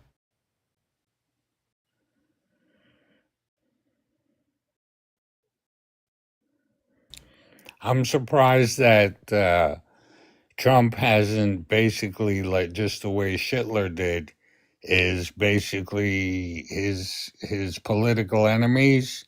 They were practically the first to go to the sea camps. Yeah, and again, another propaganda parrot is talking about how larger cities have more crime. Yeah, but that's not how statistics work. Okay, what you do is break it down by percentage of population. That's why as big a city as New York City is, it's not even in the top 10 for crime, especially violent crime, because it's got a lower percentage of people. So a dumbass like you doesn't understand how to read statistics. You look at the top number. Oh, New York has more crime. Yes, of course it does, because there's more people there. But as a percentage of the population, it has less crime than even Ohio does. So learn how to read statistics so you don't keep sounding fucking dumb. Anyway, my state is the perfect example of that. I'm in Arkansas. Mm-hmm. Arkansas, over 60% of our state is just forest, right? And much of it is very, very rural. Why is it that we're like, I think number 2 or 3 in the country for the largest schmurder rate. So, no, like, of course, when you just look at baseline numbers of how many are committed a day, when you look at it that way, of course, you're going to have more in a larger city. But Right. when you look at it per capita, it's much different. Right. But, you know, these people are not big on book learning, so statistics are just too much for them. Anyway, with that, let's start with final thoughts. So, Dangerfield, any last thoughts on anything? My last thoughts? I'm 74. I'm not that old. Excellent. Have a good night. Jessica, any final thoughts? Just please, people, start paying attention. Just really start paying attention. And I listen. I understand the whole, like, yes, the e-files super important, but not every time that you hear a piece of breaking news do you need to say, "Oh, it's a distraction. Don't forget it." Two things can be important at once. We need to be paying attention to all of it. Stop zeroing in on one specific topic and pay attention to everything, or else a lot of shit is going to get by you and you're not going to know what the hell is happening until it's already happened. Absolutely. I mean, you know, chaos is a tool for anyone that's looking to do messed up things. That's why bank robbers blow up a gas station across town right before they rob the bank. And a lot of the things that Jessica just said are literal. While they're doing all these grandiose things, they're also slipping in a lot of things under the radar. And while we're busy shocked and awed by the horrible shit they're doing, they're slipping things by us. And definitely don't get your information from mainstream media. I don't care which side of the aisle we're talking about.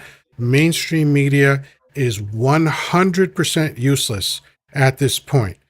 Find experts online, get their newsletters, watch their YouTube channels. Oops, not supposed to say other platforms. Watch, you know, the all of the different other platforms where experts gather. That's where you're going to get real information. Like on TikTok, Aaron Parnas is a good example of that. This is just a citizen journalist, and I know his lineage. He's got other stuff going on, and I get that, but he's taken it upon himself to be the town crier. And we need people like that. We need people like Jessica who just read exhaustively and have all the fucking facts. You know, that's what we need, because the mainstream media is not going to help us at all.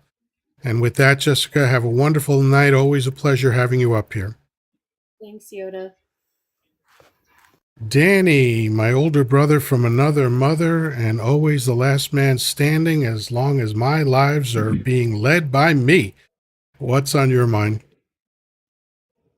Well, the subject matter tonight didn't disappoint, and the panelists took it some other directions, and they didn't disappoint. Never. My So I panel thought it never was an disappoints. They're excellent. amazing. No, it was an excellent subject. It was an excellent discussion. Excuse me, and I couldn't be happier to be part of it. I thought it was something that needed to be talked about, needed to be discussed, and all I can say, my friend, is for what you wrote 15 years ago and published was spot on and is still spot on today. Yeah, sad but true. Sad but true. You know, all of the stuff that the world has always been talking about, inequality. I mean, I remember one of my favorite quotes from Helen Keller, where she talked about income disparity, right?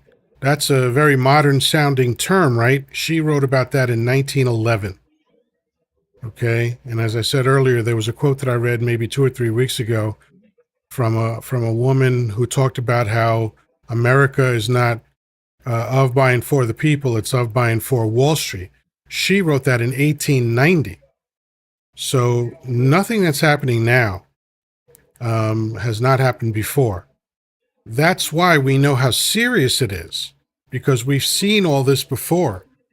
History leaves evidence, and only the ignorant or the willfully ignorant or the abjectly stupid are not going to be able to understand what we're talking about.